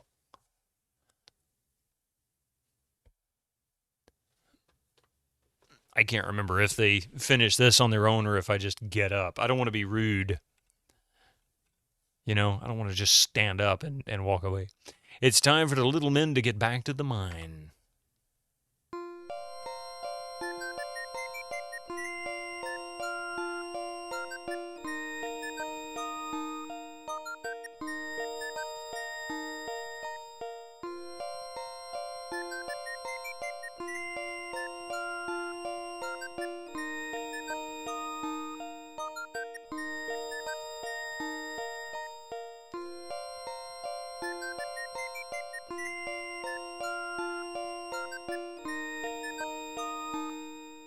You finished your soup also. It was the best soup you'd ever tasted. Maybe, though, you were just really hungry.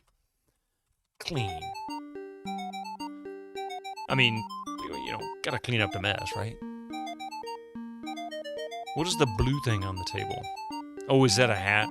I think is that a really rare game to find, Lost on Parrot Island? I mean, the 93 rejects didn't make it to the prime times. Phew, I hope that's the last of it. Or is that money? I think that's actually a sack of money. Look, table. Yep. Get pouch. Look, pouch. Diamond pouch. Ah. Oh, I think I remember what to do with this. Look, sink. Clean and empty.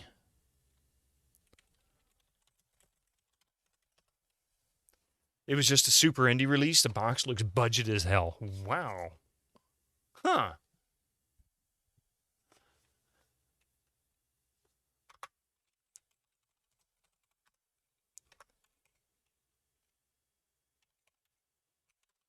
Open cupboard.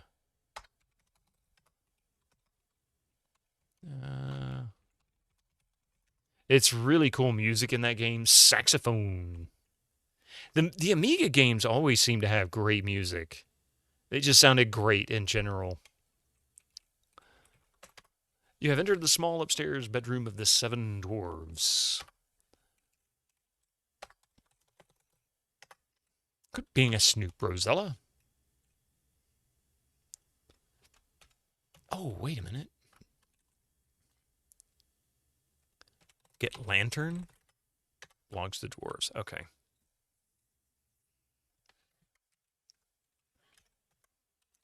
Open dresser. Open drawer. All right. Get mirror. Look dresser. Okay.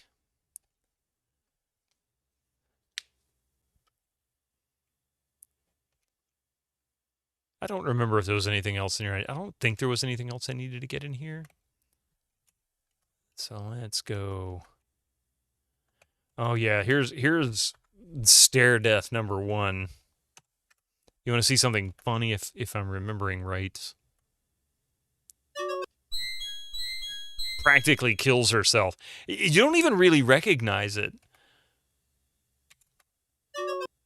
You don't realize that that's actually a stumble right there. It just doesn't, yeah. It's dumb. I think, is this locked on still already, or? Let's see. This is the entry room to the old house. Downstairs, you see 2 open doorways, and upstairs, you see an additional 2 doorways. The room is cobwebbed and dusty, with wallpaper peeling from the walls. In one Space Quest game, you can die from a similar fall. Yeah, it's pretty common thing with Sierra games, sadly. In Stair Quest. Considering the disarray of the rest of the house, the parlor looks in relatively good order. However, the fireplace is cold and unused. The bookshelves are almost bare, and the old furnitures are dusty. So, I've got something here for you.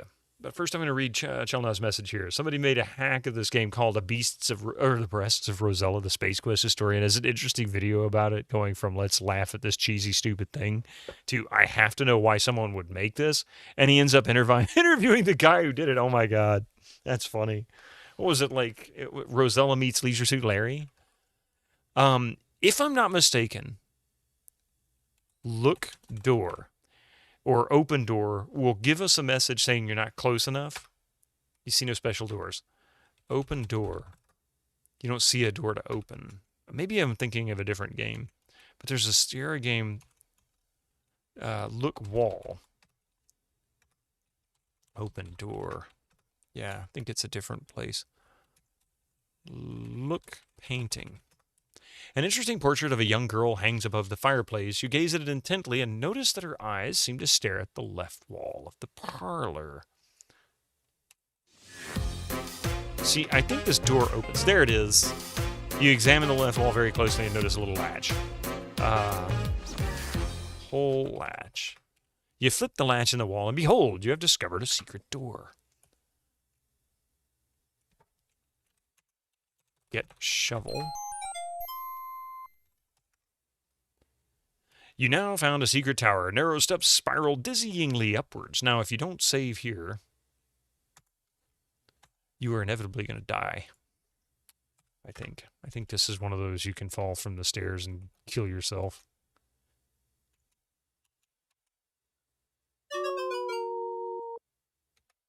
To give you an idea, Lost on Parrot Island looks like it came out in 1988. It actually came out in 1996. Wow.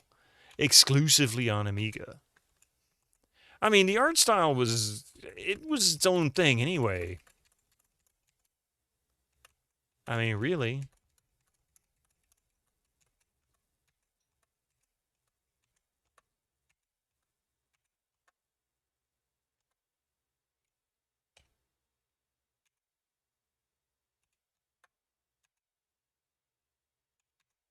So hateful. This is so hateful. Oops.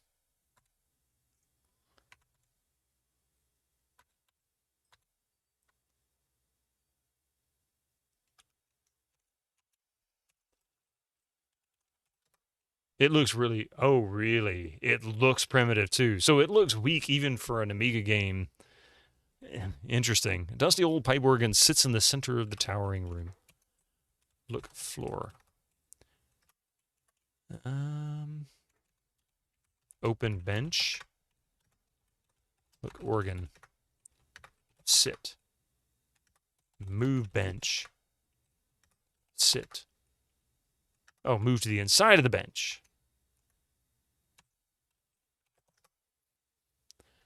It looks like it came out on DOS. Oh, I gotcha. It's like those Hugo games, but with worse graphics. Oh, man, really? That's pretty primitive looking, too. Play.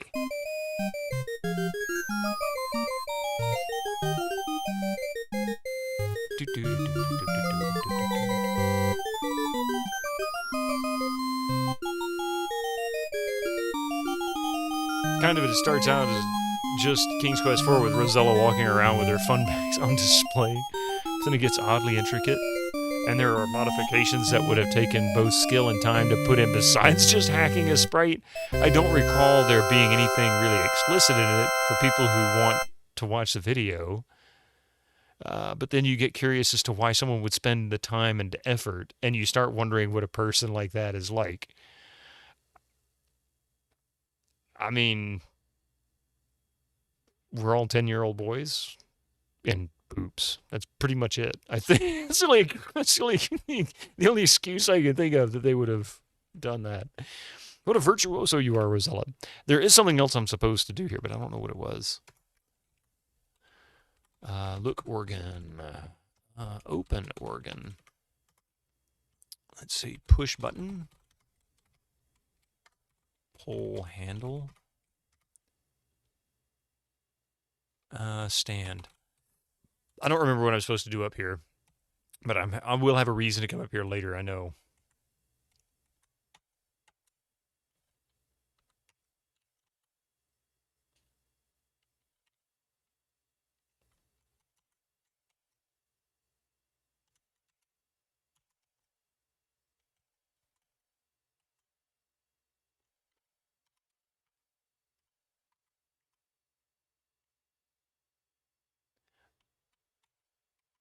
You're familiar with the games that are banned on Twitch, dudes? Dudes Rock. I mean, most of the ones I've seen the list that Twitch has that was banned, and the vast majority of them are very explicit. For example, Witcher 3 has some pretty explicit moments, but in reality, compared to the stuff that they have banned, I mean, go to Steam and look up some of the stuff that's there. We're talking those games. That's really what they're going for. 10-year-old boy syndrome is powerful. I remember making stupid edits in the Civilization 1 intro for the lulz because it all stored in plain text. Yeah.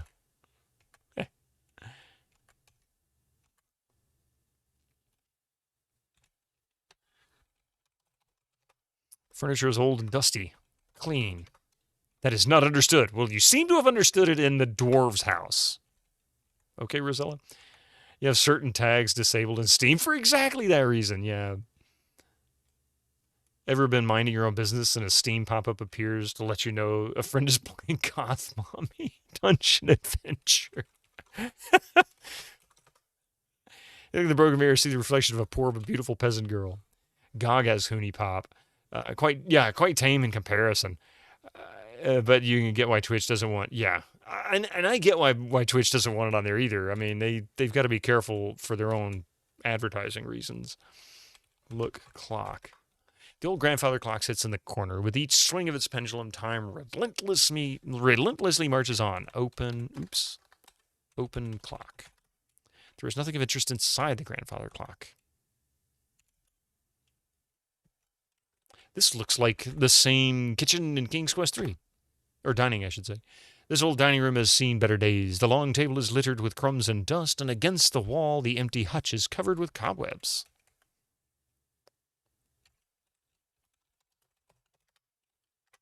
Open hutch. Twitch is kind of schizophrenic, though. They still love that hot tub stream cache. Yeah, but it's not straight up porn. I'm not saying I agree with it. I'm just saying if you go and look at like some of the stuff that they've got banned, and I'm sure you know what I'm talking about, it's not the same thing. It's kind of in the same ballpark. Look, table. And when I say explicit, I mean really explicit. I really think they use the same rooms for King's Quest 4 as they did 3, because this is the same kitchen, almost the same layout in the kitchen. The old kitchen is quite bare. The fireplace has been cold for years, and the dusty pantry is empty but for old crumbs. Ooh, get candle.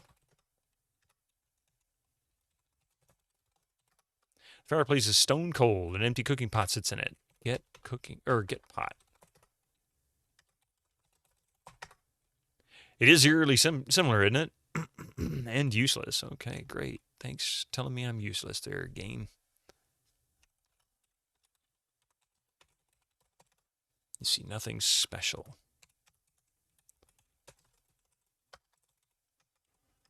Okay. I think there's something, I know something comes up later I need in this area, but I can't remember how to trigger it. Now, please stop being hypocritical. Why didn't they just make an adult site and move all over there? They get to keep the money. We get, and we get to not have to look at it. It'd be a win-win.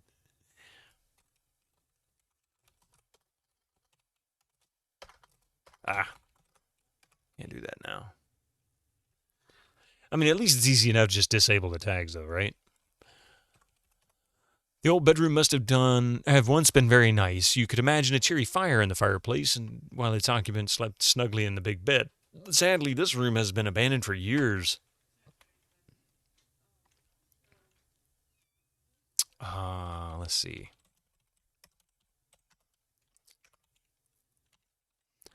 Look, lights, open, wardrobe, open cabinet, open drawer. Let's see. Look, bed. Look under bed. I don't remember what I'm looking for. I think it's hard to draw the line on how much clothing the streamers have to wear, and no one has the patience to police that. Yeah. I mean, somebody walking around in their bathing suit, you can go to the beach and see that. So it's not like it's not like that's extremely look, floor. You made the argument in the past that there's a million sites for porn, but there's basically only one Twitch. It doesn't really have any proper competitors. You got a point there. It's actually a great way to describe it.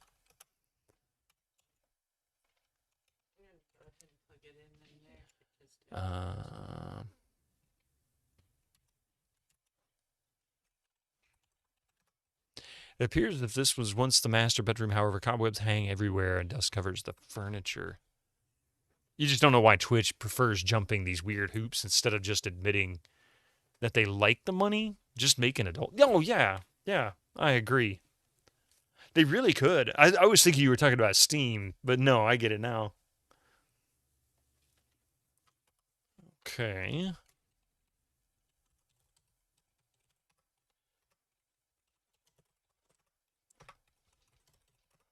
The whole bed is massive and dominates the room.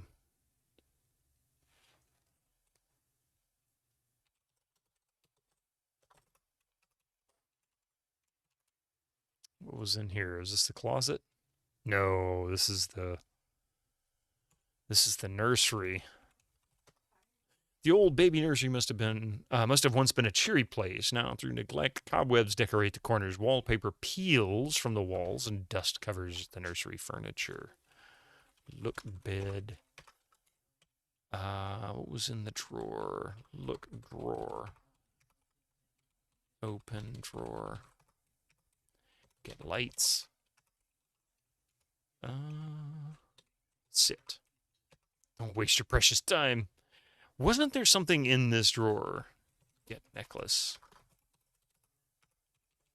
In drawer. Okay, it's empty.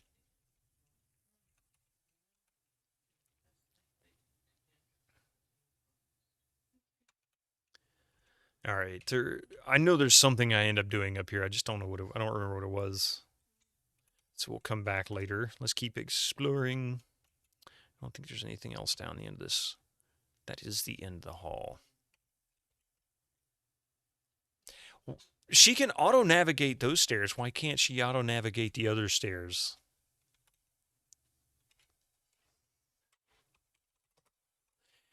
Let's see. We'll go this way. Oh, yeah. The only thing that's kind of crazy to me about King's Quest IV compared to some of the others is the soundtrack is kind of sporadic. It's got a full soundtrack, but it's kind of sporadic. Okay, these guys will kill me if I'm not mistaken.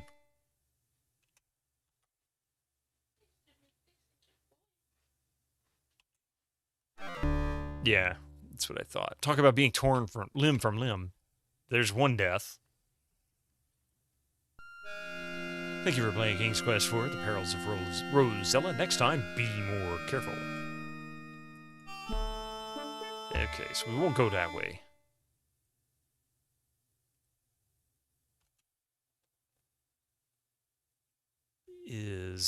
That's the three bears, right? I think. Yeah. Open door. Oh, that's right. I forgot how I got the key. See a large thatched roof outside, or thatched roof house surrounded by forest, and it looks very formidable. It might be wise to use caution here.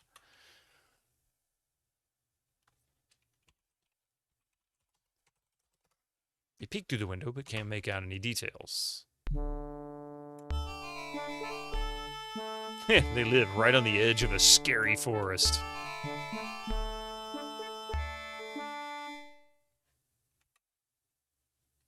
Oh, look, it's my potential death.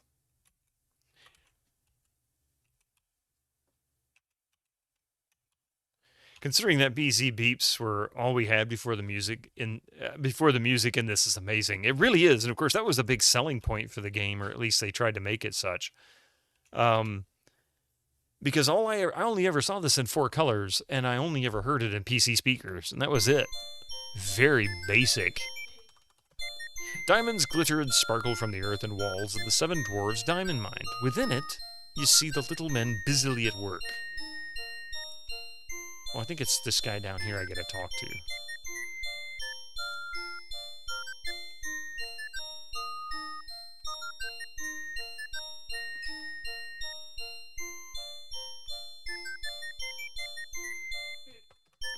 You endeavor to engage in conversation with the small men, but they are too busy to reply.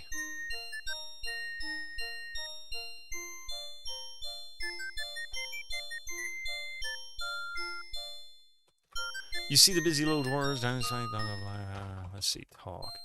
You say hello to the small man next to the diamond bucket. He seems amazed to see you here. Rosella, he exclaims. What are you doing here? Don't you know this ain't no place for a fine girl like yourself? You don't agree with that, but you don't argue.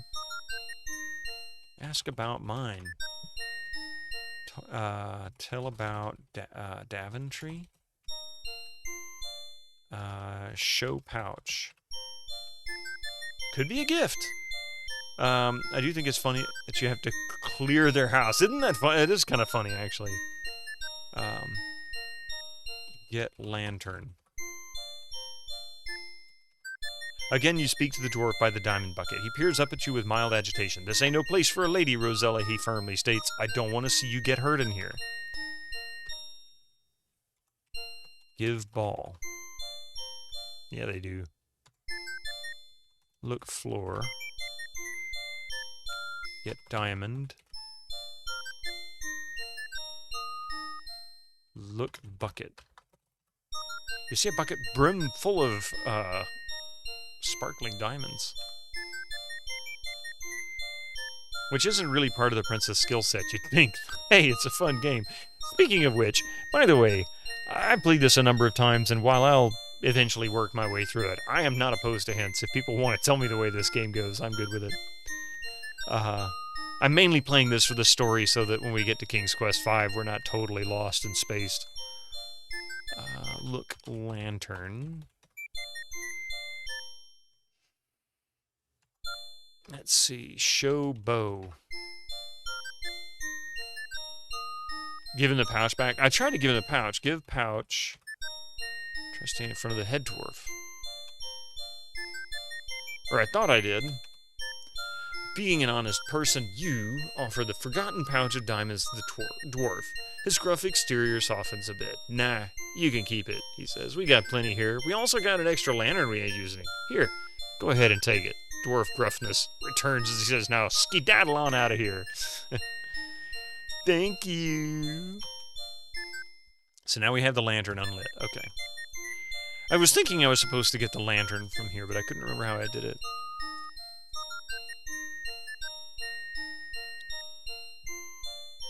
And when I tried to give him the pouch the first time and it said maybe it was a gift, I almost thought I second-guessed myself. And said, no, he doesn't, it's not what I'm supposed to do.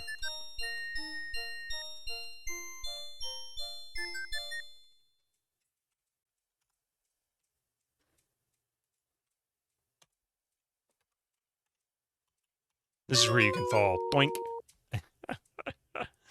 You're such a klutz, Rosella. Such a klutz.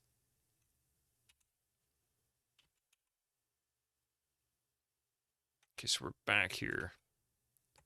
I think I skipped this whole column. No, I didn't. It was a hard puzzle. Adventure Gamer is not used to giving stuff back. Yeah, if it's not nailed down, you take it and you keep it. Oh shit, there's a giant. Boom.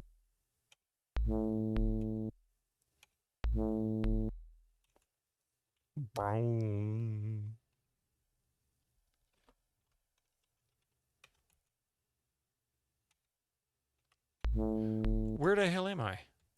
Oh, there I am. Stupid 3D. Oh, I thought I was going to have to type swim. Look, pool. The beautiful pool is lined with tall marble columns. Look, columns.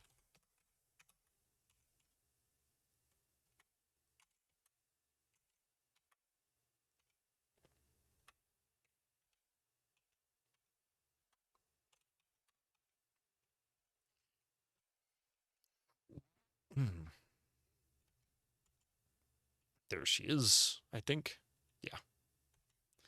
Sophisticated 3D landscapes, not to mention a detailed animation and special effects.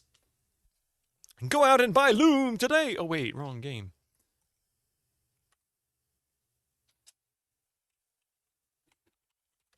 I think forest of pine trees surrounds you. That's what those are. Is pine cones up there. Aha, a graveyard. This rundown, gloomy cemetery gives you the creeps. Many of the old tombstones have fallen over, and the entire place is overgrown with grass and weeds. I think this is one of the ones you can, like, read tombstones.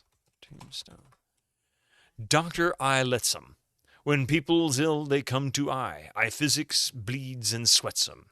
Sometimes they live, sometimes they die. What's that to I lets 'em. Here lies the body of Mary Ann Louder. She burst while drinking a seedlets powder. Called from this world to her heavenly rest, she should have waited till it effervesced.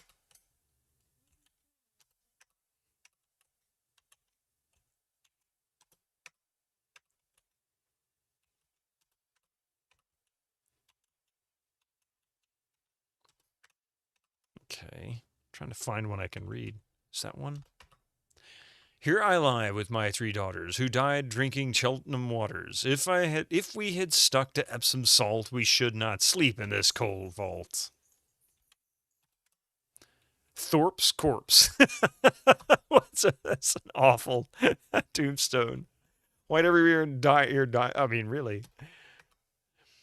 In 1643, here lies Newberry Will. His life was finished 'cause he took ill, but none will miss him. He should have been wiser. This is his own fault for being such a miser.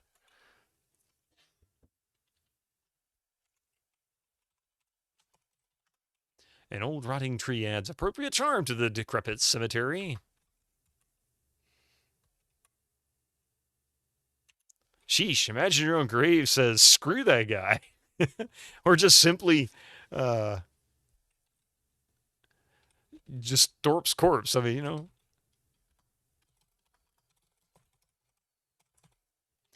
When I hear miser, I think of that Red Hot Chili Peppers song.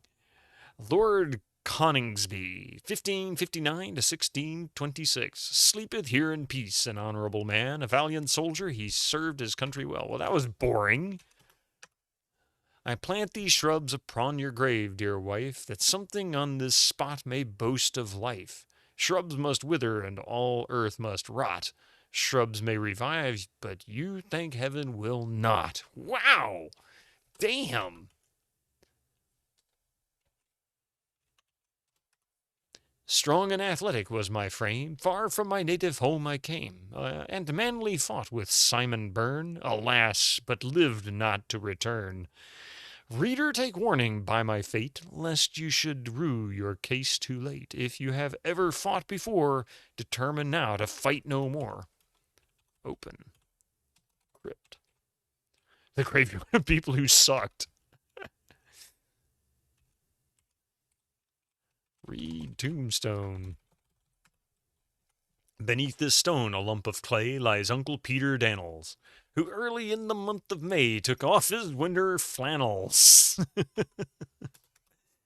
6 feet beneath this funeral wreath is laid upon the shelf one Jerry Jones who dealt in bones, and now he's bones himself.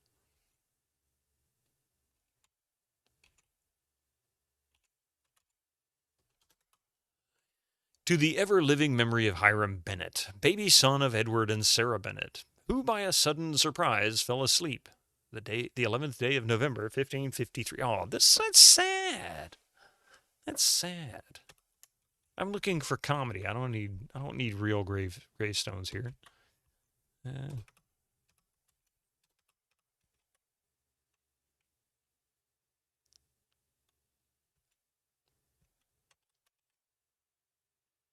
So that was 2. That's right. I don't think I can climb the tree. Climb tree. Take off dress. Not in front of the game players. That's the one line Al Lowe wrote.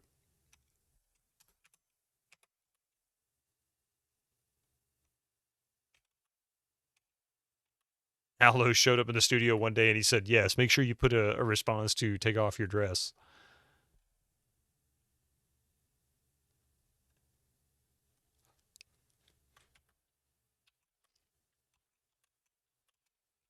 Read Tombstone. Here lieth the body of Betty Cowden, who would live longer, but she couldn't. I couldn't. That's a tough one. Sorrow and grief made her decay when she lost her lover at sea one day. I have the shovel. I know I'm supposed to dig somebody up. That's the entire gravestone. She done her best. She didn't have many faculties, but she did her best. Whoever you are, tread softly, I entreat you, for if he chance to wake, be sure he'll eat you. Dentist Brown. Stranger approached the spot with gravity. John Brown is filling his last cavity. At length, my friends, the feast of life is over. I've eat sufficient, and I'll drink no more. My night is come, I've spent a jovial day. 'Tis time to part, but oh, what is to pay? She drank good ale, good punch and wine, and lived to the age of 99. Reader, here lies, but forbear to read more without a tear. One, I cannot speak the rest. You may weep, I'll smite my breast. Given, or grief preventing in this stone, too small to be written on. Only this, a little boy, Willie in Abram's bosom laid. Willie Beamish, maybe? Maybe?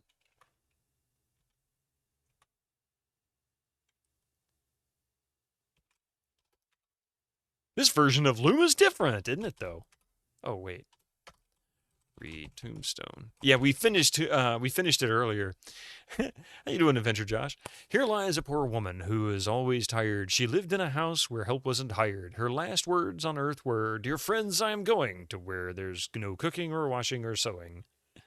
For everything there is exact to my wishes. For where they don't eat, there's no washing of dishes. I'll be where loud anthems will always be ringing, but having no voice, I'll be quit of the singing. Don't mourn for me now, don't mourn for me never. I am going to do nothing forever and ever." You don't think you've seen much of 4? I played this one a few times over the years. Streamed it about 1.5 or 2 years ago. I think it was about 2 years ago. This was the very first Sierra game I ever played. It's a scary old cemetery. Many of the tombstones are crumbling and falling over, and the entire place is overgrown with weeds. A mountain range looms to the east, and all around the forest encroaches. How odd. You see a crypt door built in right into the mountainside. The door is locked. You're a fake fan. You're not a fake fan.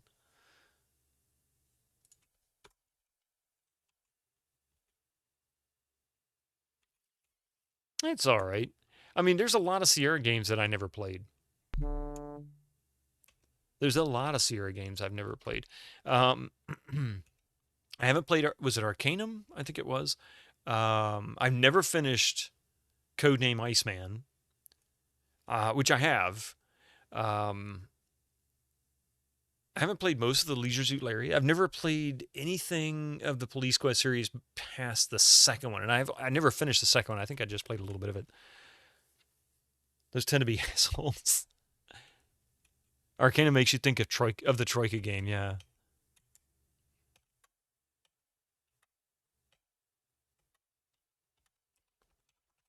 You see a beautiful waterfall cascading down the mountain into a Oh, man, that's a big yawn. Oh, it's about that time, too.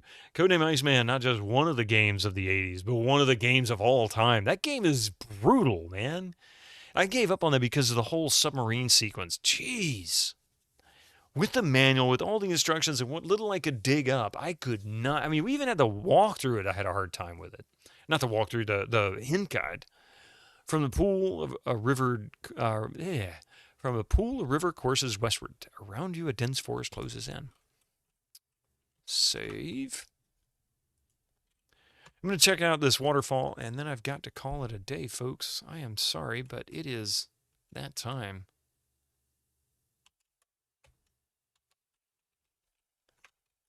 I feel like I was able to get behind a waterfall. Maybe not. Ah, yes.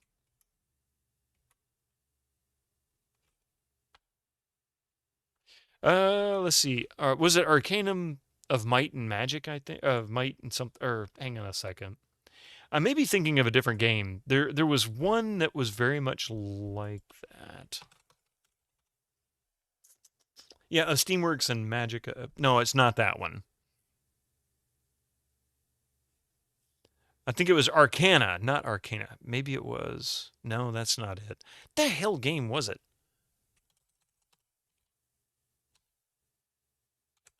There was one Sierra game. It was done by Dynamix, I think, and published by them. But they were owned by Sierra by that point.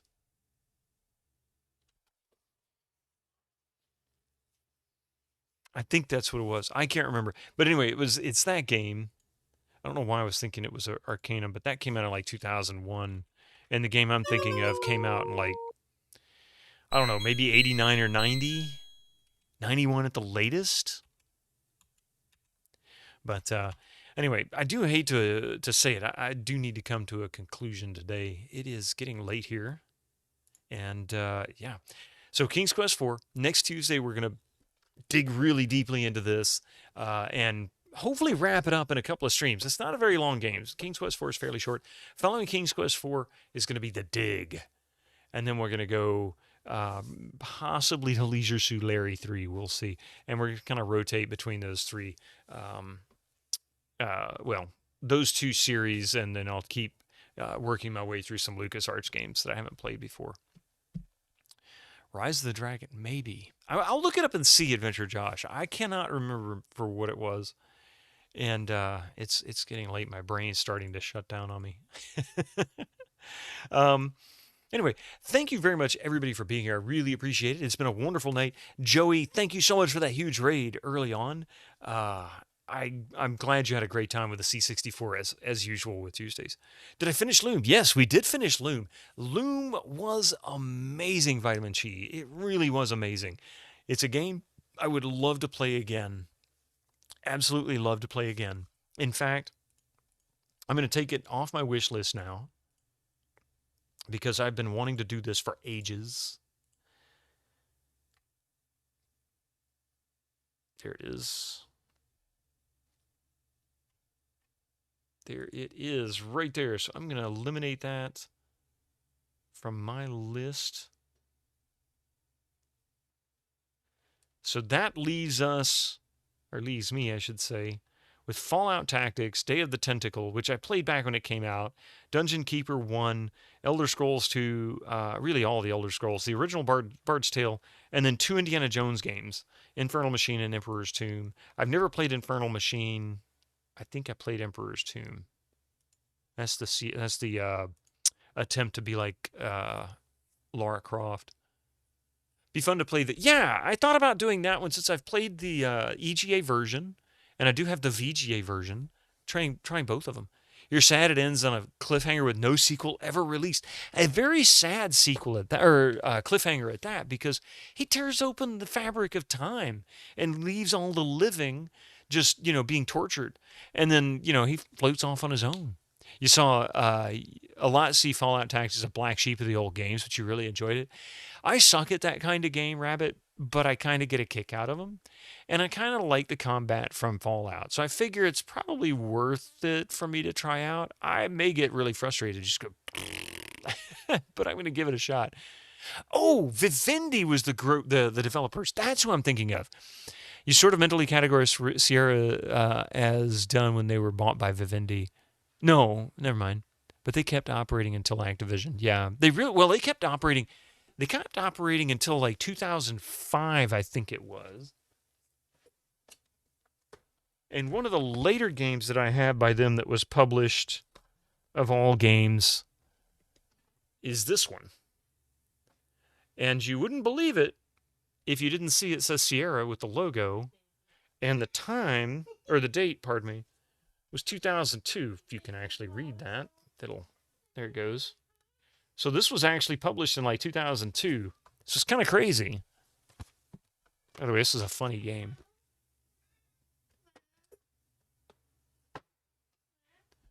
And I know they continued on for a couple more years at least. You saw the conclusion of Loom, like, sometimes you have to make the best of a bad situation. I think that's pretty much what it was. It's like, either everybody dies, or only some people die. So it's kind of we don't have a good answer or solution here. It's just really kind of sad. There were some sequel ideas, but they never produced them.